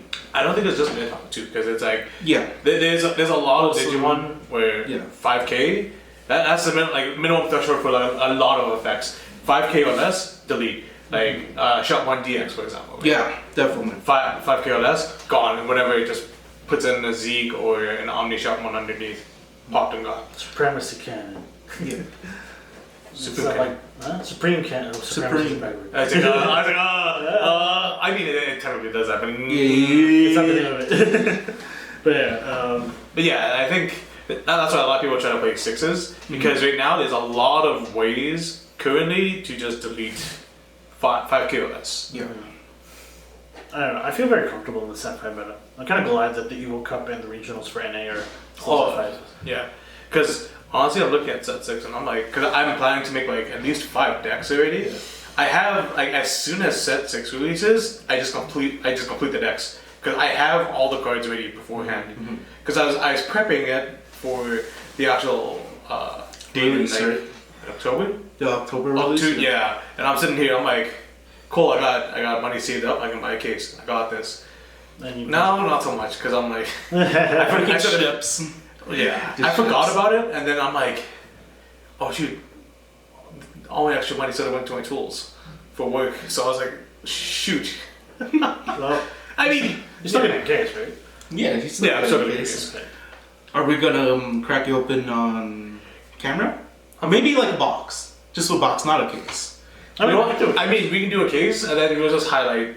And we could live stream it. Yeah, we can live stream it. Like, because I don't want to like, because if we're doing a case, we don't want to make it long and. Well, we just highlight it. Yeah, but are you willing to let us open your packs? Yeah, I don't want. Okay. Yeah, that was my issue. It's like I know you opened it because I don't care if it's me. You're still helping out with that. Well, I wasn't gonna say that, but I was like, oh, I get dipped on the cards. I'm like, wait, they're yours. They're all yours. So it doesn't matter. Yeah. But you're helping out with me. Like I don't mind helping out because this is my personal case. Like I also have a split case with my group of friends that we all split like 4 boxes each. So it's just like those cards I have to keep separate, and then my one case I also have to keep separate because. I can also give you the black bread guru one. So. Which one? Metal guru one. Yeah, but no, that's like $2. You said you'd help me. you want to think I have 2 extras? Yeah, but like it's okay. I just want to see you because there's a lot of talk about people who are like, oh look at this the ghost Omnimon. Yeah. I don't understand why the BT1 Omnimon print is worth $2,000. I don't understand. It's 15. Well, 15,000. 1,500. Because no one plays the BT1 Omnimon. Like it's not prevalent in the meta. Oh, I still play it actually. I mean, like I understand if you like in niche decks that you play it. I mean, there's no deck that like tops. Like, there's no blue or red deck that's doing well that actually plays BT1 Omnimon. The thing is, it's like Why is this card? so like your argument's like, let's say you play what was it? Kokaida's Breath. Right. Just like Omnimon. I guess, but Kokaida's Breath is more accessible, I feel. Yeah, but like it's depends on the deck. Depends on the deck. It's like if you have Madden tie, security attack +1. So you literally swing, unsuspended swing, you get 4 checks. And then like decks like Rookie Rush with the Commandramon line, right? Literally play it, delete all your Commandramon. Another way I also look at it is it's very helpful if they have multiple blockers and they all have the same name. Gone. This is weird. I don't because like there are no tribal decks that. I mean, I guess Commandramon's one. Yeah, but Boromon's another. But like, I think Commandramon is the main black deck that people play anyway. Yeah. When they're playing black in the BT5 meta, it's like It's really weird, right? Because you think of BT5 meta. This is just my take on it. Like, why is there no defeat turbo decks out right now? Because at least from what I've seen from everyone, everyone has at least a playset of defeats, and they just throw it in there just for either security card, purple decks or black decks. And I'm like, okay, cool, but I mean, I don't know. When I see Zord defeat, I think it's really good. Yeah. I think it's a strong card, but I find Digivolving into it is so awkward. Because it's like it depends. Deleting Tamers is good and all, but like at the point of the game where you Digivolve into defeat, it doesn't matter as much. Like, that's why people are playing in the D Brigade deck. Because with Dark Dramon, you get out level 6 for a 3-drop.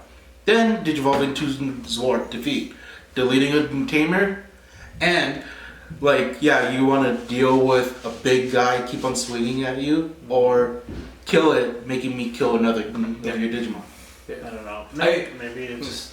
I don't know. The way I think about defeat turbo is it's a very for at least for my build for it, it's a very controlled. Like it rushes to it, cool, and that's why I have like a lot of draw engines where double Takumi I always draw 3 every time. Yeah. And all that, but it's just like to get to that point. Once you get that defeat out, they'd be like, okay, I gotta get rid of it. And the thing is, if you don't get rid of it, I'm gonna make it your worst nightmare because I'm putting X antibody on top of it now. Right. And then I swing and delete your board. You have no board. I literally just keep swinging at you for nothing. And then it has reboot under it, so bring it back up. You can't swing on it, and even if you could, remove 2 materials, stop the attack. Maybe people feel like the BT5 meta is too fast.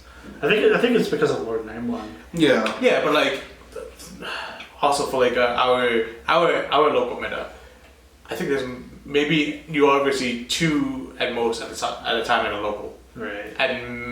At max, I see that of a question because I don't know, because the times where I do run it, I'm like, oh, okay, cool. I hear about another Lord Naimon, or I hear, there's 3 Lord Naimons running around. I'm like, I only ever saw me and another person, and I'm like, okay, either I lose against that person or I win against that person, because at some point I'm bound to do a match. Yeah.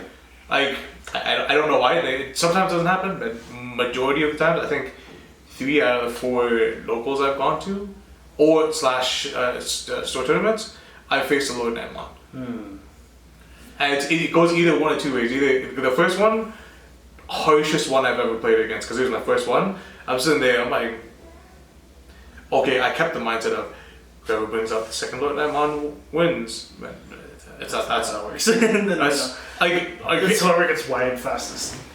Yeah, and the thing is, it's also if you have a secondary, if you have a backup plan, contingency plan, because no matter what, your first one's gonna go. So you have to have a contingency plan for it. Yeah. I think Digimon promotes that mentality for like everything. Because you never know. Yeah. That's the crazy part of those games. You never know what's going to happen. Because and this is the one thing I really like about the mentality of our local players. No matter what we do, and they're in a losing situation, they will always play it out, and I love that. I absolutely love that because unless you put something. Because you don't know what's gonna happen in security. Well, it's the Visitosa games, right? Because like Ulti Flare, Gaia Force, Kakaida's Breath, or Needle Spade, or whatever, right? Something. Or Defeat, but Defeat doesn't really do much unless you Vulcan Hammer or Hammer Spark. Hammer Spark, yeah. And I'm like, easy. I can't believe that actually worked in Diabora one. I'm so sad. I'm so sad about that. Like just because you're putting it in Diaboromon, right? Yeah. And Diaboromon is a white card. Yeah, so I was like, okay, he's gonna hit a Diaboromon, no problem. No. Hits all black, moves to 1. Izzy goes to 3. I'm like, yeah. What a world. Pass turn. What a world. Yeah. Am I just good at this game? I think I am. Not sad. I think you got a horseshoe up your butt. I think so too. Especially Lord Naimon. Like whenever we played, I have always a feel bad track record. like I'm never going to stop using this analogy. I'm like a cheater with the door every time I fight Lord Nightmare. It's only me. It's only me. I hate you for that. I lose to green more often than I lose to Lord Knight. But That's then again, surprising though. Oh, it's because I think there's a lot of green. So the thing is, small like Lord Nightmon player base versus green, where green's at like everyone's touched green at this point. Mm-hmm. Everyone has either touched or played green. I wish people in our community play more purple, because like I feel like the three colors that we're going to be seeing a lot at Eagle Cup since it is BT5 is yellow, green, and purple. Like I look around, because like Dan Devimon is actually a favorite, like one of the favorite decks. Yeah, I think there's Talk also about it, but there's a Lilithmon where it's really strong, Yeah. and then different variations of it. Like I don't think Lilithmon is popular because it's a threat. I mean, it's good, don't get me wrong, but I think it's just popular because of the waifu decks. Oh, no, that's what I mean. But right? Like it's, yeah. I think that's what's going to be running around a lot. It's good, but like sure you could loop off and build a board, but like if they don't properly like sequence it, they still lose because they don't really play the blockers. They can bring it out with Zwart, but they don't want to. They usually want to bring out on level 5, yeah. Or sorry, level 5. Yeah. So it's like, unless they actually bring out the Devimon blocker, they don't usually do well. And like against Hexabell, the Devimon blocker does nothing anyway. So Yeah. Oh, because I'll tell you that one of the few weaknesses is Hexabell. Hexabell, yeah. which is surprising that a lot of people think it's not that good of a deck. It's the anti-meta deck. Yeah, I think the way you look at different decks is because like how fast it can go, how fast it can reach. It like as you said, like how fast you can get to that. Yeah, get to your win condition. Yeah. So that's why also I'm excited for 6 because now everything is like just instead of a 5-step course, it's a 2-step course. Just boop boop. That's why I think that new beta mine is going to be so good for blue. Because like blue definitely needs to control ways that people get their memory. I mean, people have been doing it to blue, but the thing is that blue players are already used to that. Yeah. Now everyone's going to be at the same level. Yeah. And then, like for example, for the Gills, like Lord Nightmon, for example, they don't care because as long as they get set to 3. That's all they need. That's all they need. That's all they'll ever need is just 3 memory. Right. At least for now. I don't know how it's going to be when it comes to set 6. Because a lot of people are like, oh, Lord Nightmon's dead when it comes to set 6. Yeah, I don't think so. I'm like, No. because I'm looking at it, I'm like, They want Lord Nightmon to be dead. yeah, but it's also They like, want it to be. I was like sort of hoping for it to be dead, but I'm looking at it, I'm like, this is still a toolbox. Well, what's going to die is Rookie Rush. Like, Yeah, I like think like not the concept of Rookie Rush, but the deck Rookie Rush. Yeah. Because it's like you have to start like, because the Zulongmon, like I think is one of the gatekeepers for Rookie Rush. Because if they just drop 5 rookies on the board, a Zulongmon's a free draw. Yeah. And you don't want that for a mega. Yeah.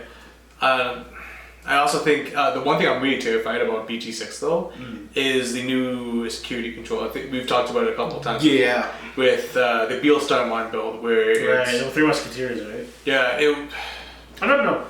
I don't like. I hate that because it's really hard to play against. I feel privileged because I play Hexablood. Because it's one of also security kind of has a hard time against Hexablood as well. Well, I don't. In a sense. In a sense, but not with the new cards coming out. Yeah. Okay. It just wipes your board. It wipes your board and then they can swing. Because with Bellstar, if you can play her out while still maintaining your turn, like, because on play you just get back a 7-drop option and you just play for free. Right. And most of them just kills. And Skyforce. Oh no, they have a new black option card where as long as it's 3 Musketeer and Beelstarmon is technically it, player doesn't care about the color. You play it, nuke the whole side of their board. It's you delete all Digimon with the lowest play cost. But then if Hexabell is the only one, and you have 2 of them, and then there's the purple one where it's just delete. So you're telling me is that Hexablood cannot go alone? No. And if it does have another buddy, So I have 3 different play costs. you want to have. 3 different play costs. It depends. It depends because like Bellstar still play an option for free. And then Then you just play a different option from your hand. Kill your board. 3 bodies will protect my board. Potentially, it depends. So I think the black one, lowest DP. Red one, restrictive DP. Like, and then, like, purple is like, just one. Yeah. Just one. So Yeah. bad. I really like. I'll And build then you it. still play Trump Sword as well. Oh, okay. Yeah. Like, Cool. I'll still Because it's a 7 cost. That makes sense. Yeah. Like, I'll still build it just to play against it to know what it is. Because if we do online stuff like Evo Cups and all that, we have to be prepared for it. Because so doesn't matter. Even if our local doesn't play it, someone's gonna play it. Yeah. Especially if you look at a lot of the posts, it's one of like the top played decks right now. Is the- BT6 really? Oh shoot. Yeah, Bielstar on security control is top 3, I believe. I believe that's in Europe. Yeah, I just saw that list. I Yeah, saw that it's list. and then So gross. Gabumon Bond of Friendship is up there. With Gabu with Bond of Friendship with the Ancient Guru. Yeah, Oh, so gross. Yeah. You don't care about level 5s at all. Just level 1. yeah. But then I can't remember what the third deck was, but it was just I think it was just one. Just Oh Mon. yeah, just 1. Just Everyone's talking about just 1. Mon's. Well, the thing is, it's the most popular deck. It's like lower Nightmon but faster. Lord Knight 1 with more waifus. That's pretty much it. But the thing is, it's more faster, and people are like, okay, let's play this. Yes, but wait, but Lord Nightmon's a dude. I said with more waifus. That's true. Okay, shit. Because they technically, if you run low Nightmon, the only one for you have is Crusader Mine is just a pink man. It's fine. Angel One's like the closest thing you have to a Yeah, but you don't really focus on that. Depends on the build. Just wait for Mastemon. Can we talk about that?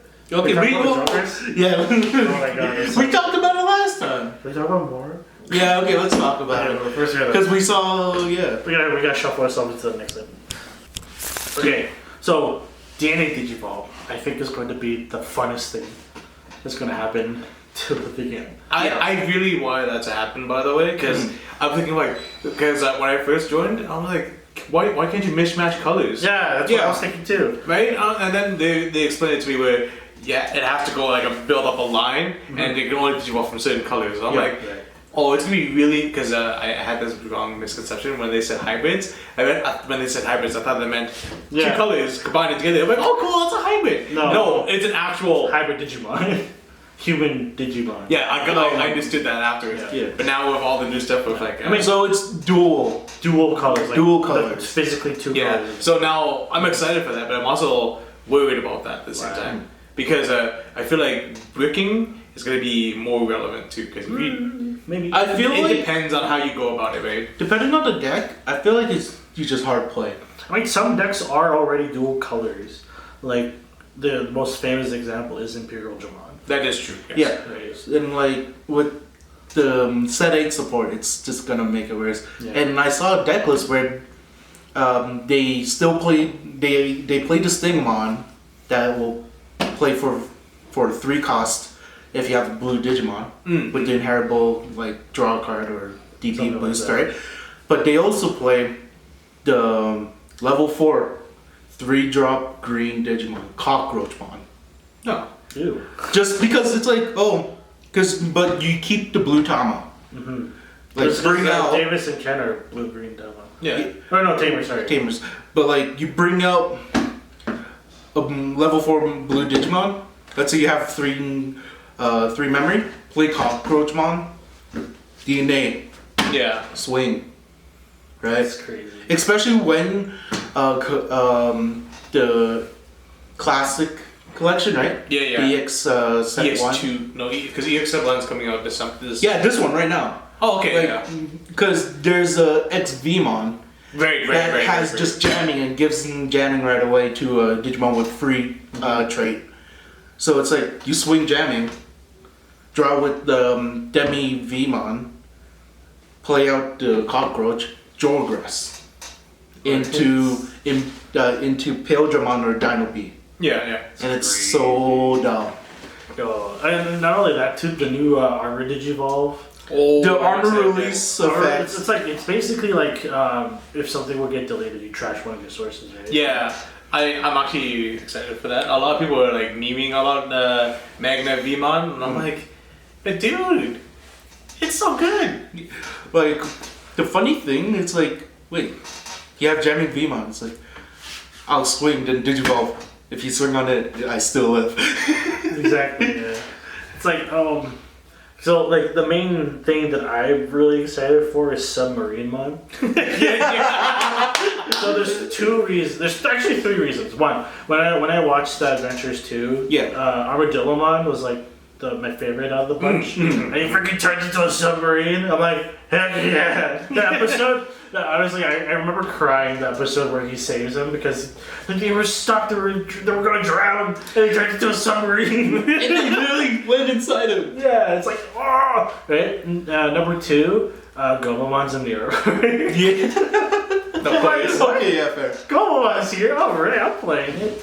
And then number three, like the fact, like what this card does on top of everything, because when you Digivolve, you trash a source, which is huge. Oh, right? yeah, it's and it has I forgot what its inheritable is. I don't think there is an inheritable. Like, we're looking at it right. We're looking at it. There's no inheritable. Okay, no. So it has so if and then so on when Digivolve choose evolution source from opponent's Digimon. Okay, rip it off. Right? Rip it off. From the top, right? Bottom. But then that Digimon also get minus 3k DP. So now it's like I can reduce DP. So I can play cards like I can actually legitimately play cards like Starsmon. Oh yeah. And Hexablotomon. Even though this thing only Digivolves from blue. Yeah. But the thing is, because it's yellow and it's a 4, you can now start playing the 5 and up yellows. Which is where you want it, because level 4 yellows, doo-doo. Most of them are doo-doo. I can get rid of Chris Paledramon. Like, I mean, I love Chris Paledramon because it gives me 2 security attacks, but I could play Angelomon. Give Hexablotomon recovery. No, wait, can you Digivolve on top of it though with Hexablom? I don't think you can. Well, that doesn't. I don't care. I don't care. I have access to recovery. That's true. Right? And I'm pretty sure they're going to give us something like the fact that I have yellow support potentially in Hexablomon. I could play Blinding Ray. I could play Masquerade.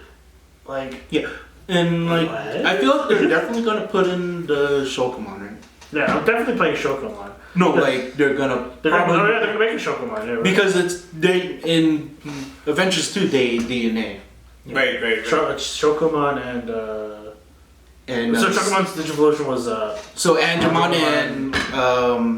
and Kilomon. And Kilomon. Yeah. Is that Kilomon? No, that's no. It was Kyrie and the Samurai Boy. No, so like and Kilomon, that's the red one. That's the Hawkmon's. This Armadillomon didn't. Hawkmon and Vmon. No, like Armadillomon digivolves into Aquilomon. And Kilomon. That's it. And Quilomon. I can't remember, not gonna lie. Because it sounds. Yeah, but he's in the game. He's in the game, but like, yeah. But like, yeah, the fact, okay, because I think yellow is definitely one of the stronger colors. Because like it was the basis for Rookie Rush, it's the basis for Security Control, Lord Nightmon. The fact that blue is getting a hint of, I mean, it already had a hint of yellow. Yeah. But like Shokakubon wasn't like enough to warrant it. But now we have 2 Digimon. Because I definitely want to play this. As much as I want to play Yojimon because it's jamming. I think having I think this is also the same thing as jamming. I think it's a little better than jamming because it can survive options because of armor release. Yeah. I would lose like Tama or the Gomamon, Lucamon. But I think if it's DP reduction, you'll still die. Because you'll still retain the but like reduction. I don't lose to like a Gaia Force or something. Or, or Security Battle. Because it's like, let's say you want to keep that armor digivolve, like armor release card last, just in case if it would die from like option, right? It has two lifelines to live on, right? So I definitely want to be using it to attack. I also want it on the board as a yellow source. Yeah. So I can play cards like Blinding Ray, which I think is a better card than Hammer Spark, because it goes to hand from security. No, it just No. The Blinding Ray, the way it balances is you play that card. If you hit it from security, it does nothing. Oh, okay, never mind. That's why when you see people when they play TK, they'll look at it, they'll like debate about grabbing the Blinding Ray or the combo piece, and they sometimes grab the Blinding Ray because it's. I think I still would rather play Blinding Ray over Hammer Spark. Fair. That is the fair. two memory is just. It's consistent two memory instead of one or trigger from security to get the two, right? Because like Hexablamon doesn't need to really worry about security since they're not being attacked anyway. okay, fair. Right? And then there's also Masquerade, which is a crazy card. I think it's, in my opinion, I think it's like one of the better 4-cost memory or four memory options. Yeah. Because it's just like for every card that's on the board, you deal minus 3,000. Yeah, and it's really Starsmon, but on crack. Yeah, it's so on crack. Yeah, well, yeah, because with Starsmon, you can only target one creature, and you get the whole stack effect. So let's say you have, for some reason, you have 9 creatures. You have 9 minus that 9,000 on that one creature. Spell Masquerade, it's 3k for each individual one, and you choose the different ones. Yeah, I know. So it's literally just like I played freaking Shine Gray. That's what I mean, right? Like you understand that, right? So it's just like I didn't understand. I would just say emphasis that it's on crack. That's what I did, but then you elaborated. Okay, you know what? I'm slow. Okay. I just said it's on crack as well too. Like, I thought you were memeing me. Okay, leave me alone. So like here's like a potential combo that I see with Submarimon. So Submarimon is a 3-cost to Digivolve? 3 costs to Digivolve from a level 3 to it. Right. So let's say I have a Hex Bluff set up and I have like, I don't know, another Digimon waiting, and then I have like Blucomon waiting into breeding, right? Yeah. So I push Blucomon out. Yeah. Right? And let's say the best case scenario, Hex Bluff and the other thing have go on Blucomon and the sources. Yeah. I Digivolve into Submarimon. Yeah. And it's basically a free cost. Because pretty much just all 3, right? If I trash something, right? Yes. Yeah. And then on top of that, I paying something for 3, right? Yeah. Right. Which will kill most rookies. Right? But then now I have access to basically to Masquerade, which is which since I have the free 3 memory from the Digivolve from the Gomons, I can push to the next turn by wiping out their board too, right? With a 4 like. Because Masquerade, like I said, I think is one of the stronger options, if not in the whole game. I think one of the strongest options. I think is still Gaia Force. The issue with Masquerade, it's so restrictive with the amount of Digimon you have on board. But like now that I have a cheaper cost option, because I like Kakima's Black is great and all, but like if I can have because I see with blue the way I tend to play, I do like to go wide. Yeah. So like typical boards usually have like 3 Digimon on average, for at least when I play Hexablow. Yeah. Right. And the nice thing about options is that if they're checked in security, color doesn't apply. Yeah. Right. So now that we actually have a yellow source in the deck, I can actually consider playing Masquerade because I can actually play it from hand. Yeah. Yeah. Which it's is gonna be really strong. Yeah. Like I was considering it now with Shikapumon, but it's not enough. Having only one source is kind of yeah. Right. But with Submarimon being what it is, the fact that it's Arbor Digivolve and also that it's a champion level, like a level 4, it's really good. Yeah. So good. Like, oh my god. At least that's the one big thing. I'm sure they're gonna give us more yellow options and more dual color Digimon, but like this card, I'm actually so hyped for Set 8 because of this card.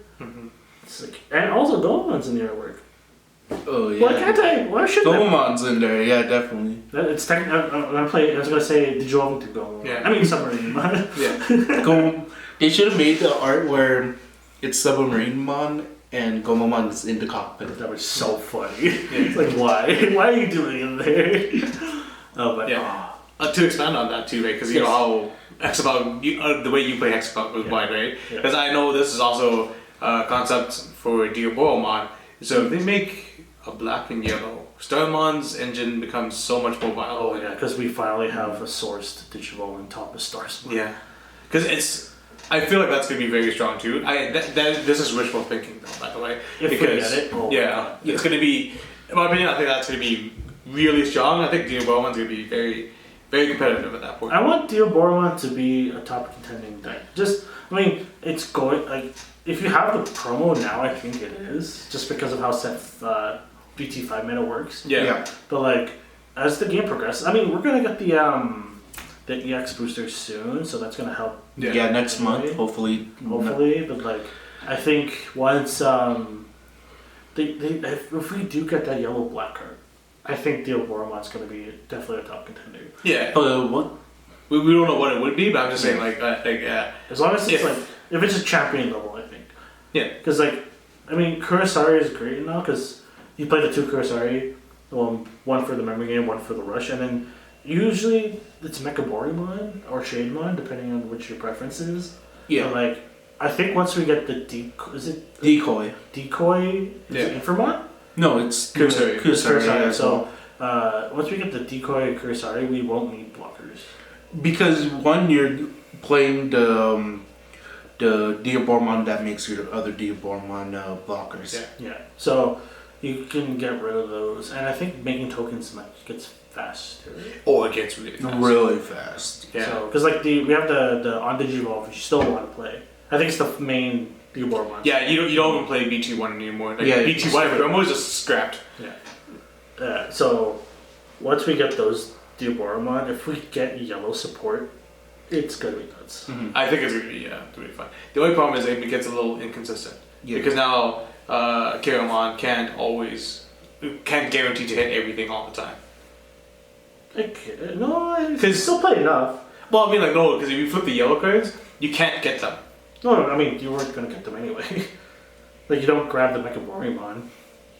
Well, okay, that's fair, but for my build for it, I don't run Mechanoid at all. Oh, okay. Because you play Shades. I play some Shades, but I play also the one promo Kusurimon because Charlie gave it to me. Yeah, the blocker one. Yeah. Okay. That thing's MVP, by the way.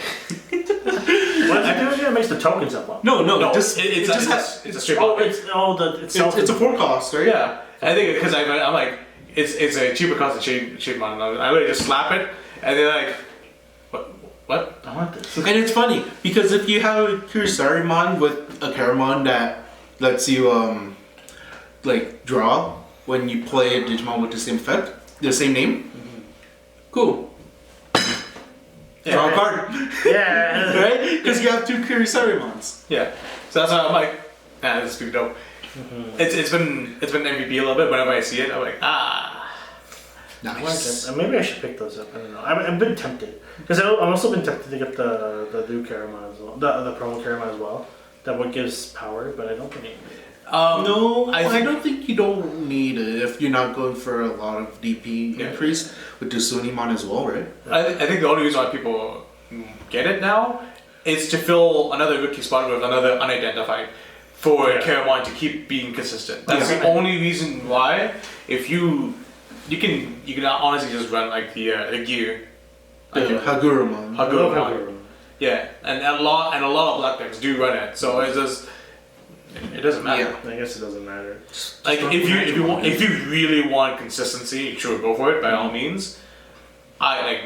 Me for example, I personally love consistency. Yeah. So that's something I'm definitely going to pick up, especially before December hits, because I think it's gonna skyrocket. I think not skyrocket, but it's gonna bump up a bit. A bit. I don't know. You can play the EX Karamon though. Well, yeah, but what's the EX Karamon do again? It's like I can't remember. But either way, it's just to fill more rookie spots with more unidentified as You well. can play 12 Caramon. Oh, baby. Ooh, baby. Yeah, because then you have play two more. 16 if you want, You could play 16 if you want. but you need a promo. Yeah, that's what I mean, right? So then, at that point, that's why you get two more, Yeah. right? I wish the Infamon that was Digivolve on top was better. The reduced cost one. Yeah, the Infamons are sort of just, they're literally just a stepping stone. It That's doesn't all. have an inheritable, does it? I mean, the Warp Digivolve one does, but The other one, no. the other one, no? No.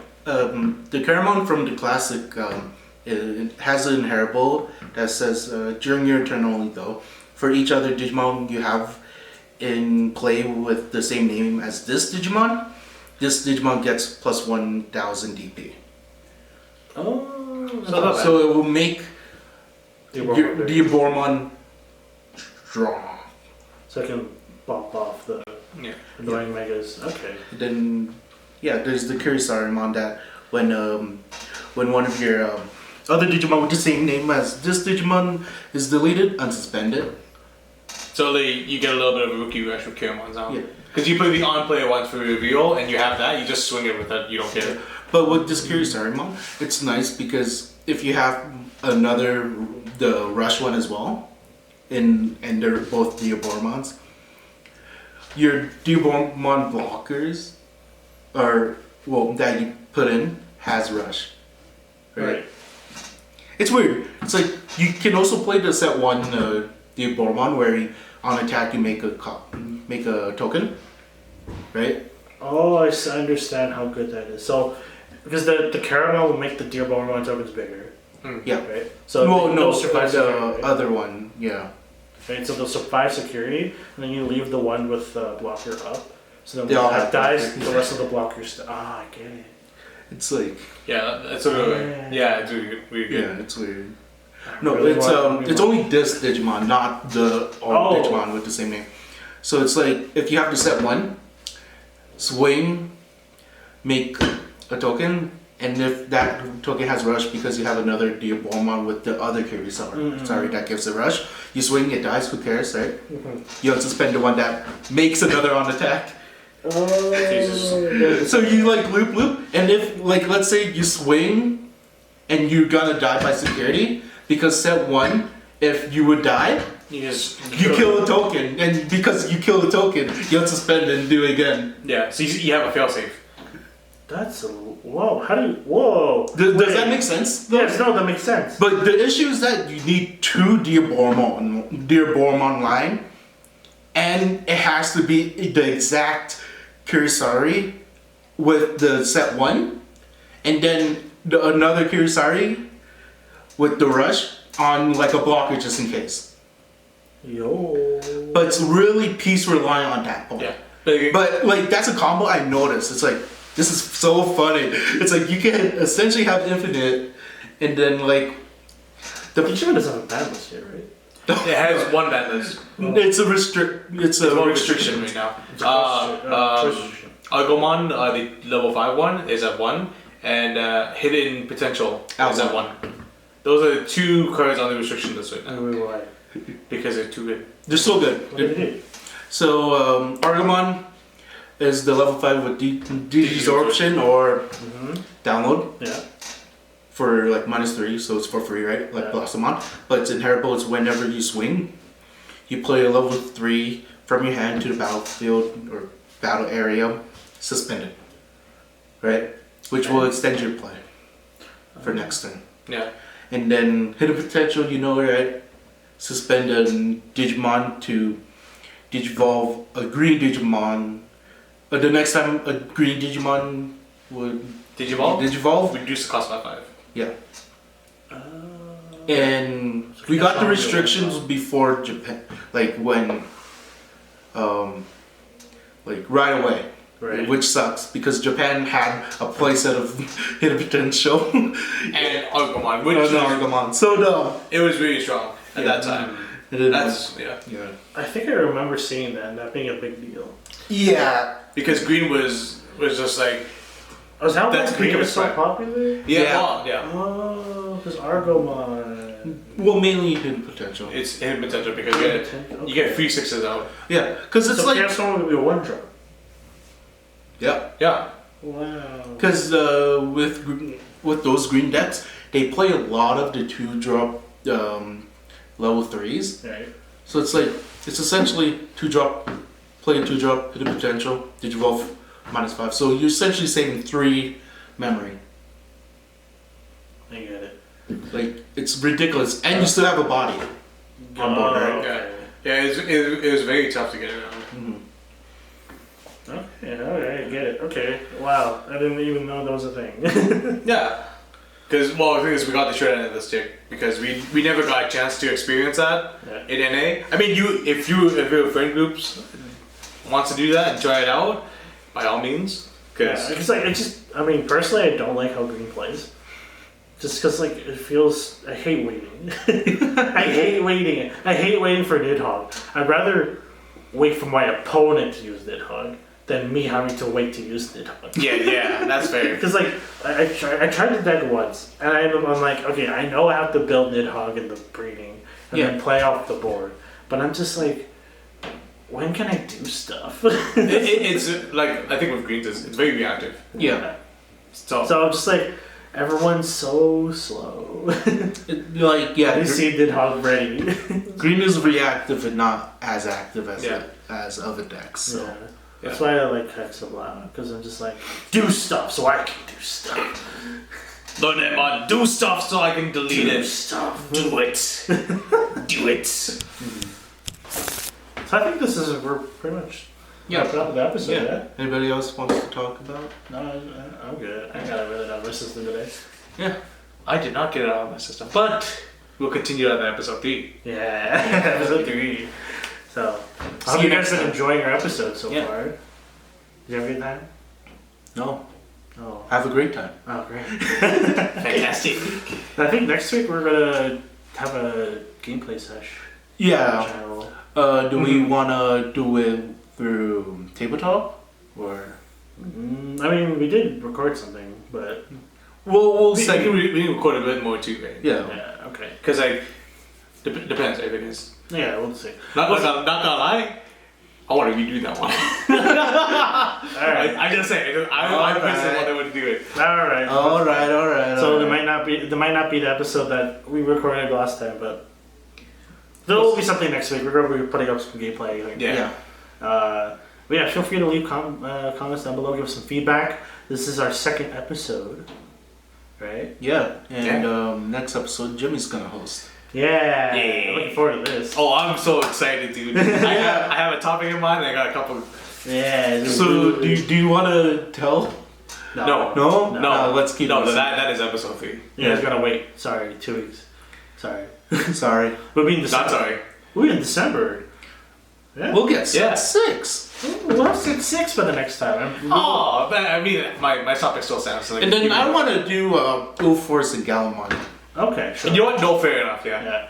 Although by the time episode 3 comes out, it will still be before we had our Evo Cup. So we won't be talking about that until I think next year. In January. The way the scheduling works. Right. Yeah, but I mean, I think it's still gonna be a good experience to talk about because I know some people don't like to do online tournaments. Yeah. And I completely understand because the whole point of a card game is interactions with other people, and it's really hard because That's just currently how it is, right? yeah, which Unfortunately. yeah, it is a little bit unfortunate, but like at the same time, I understand that because body language and how people react to things gives away a lot of information. But we'll definitely talk about that soon. We'll probably be like episode 5. Probably. I think Most likely. Yeah. That's the way that things are scheduled. But yeah, this has been Cards at the Table. Yeah. Yeah. See you next time, guys. Yeah. Ciao. Bye, guys.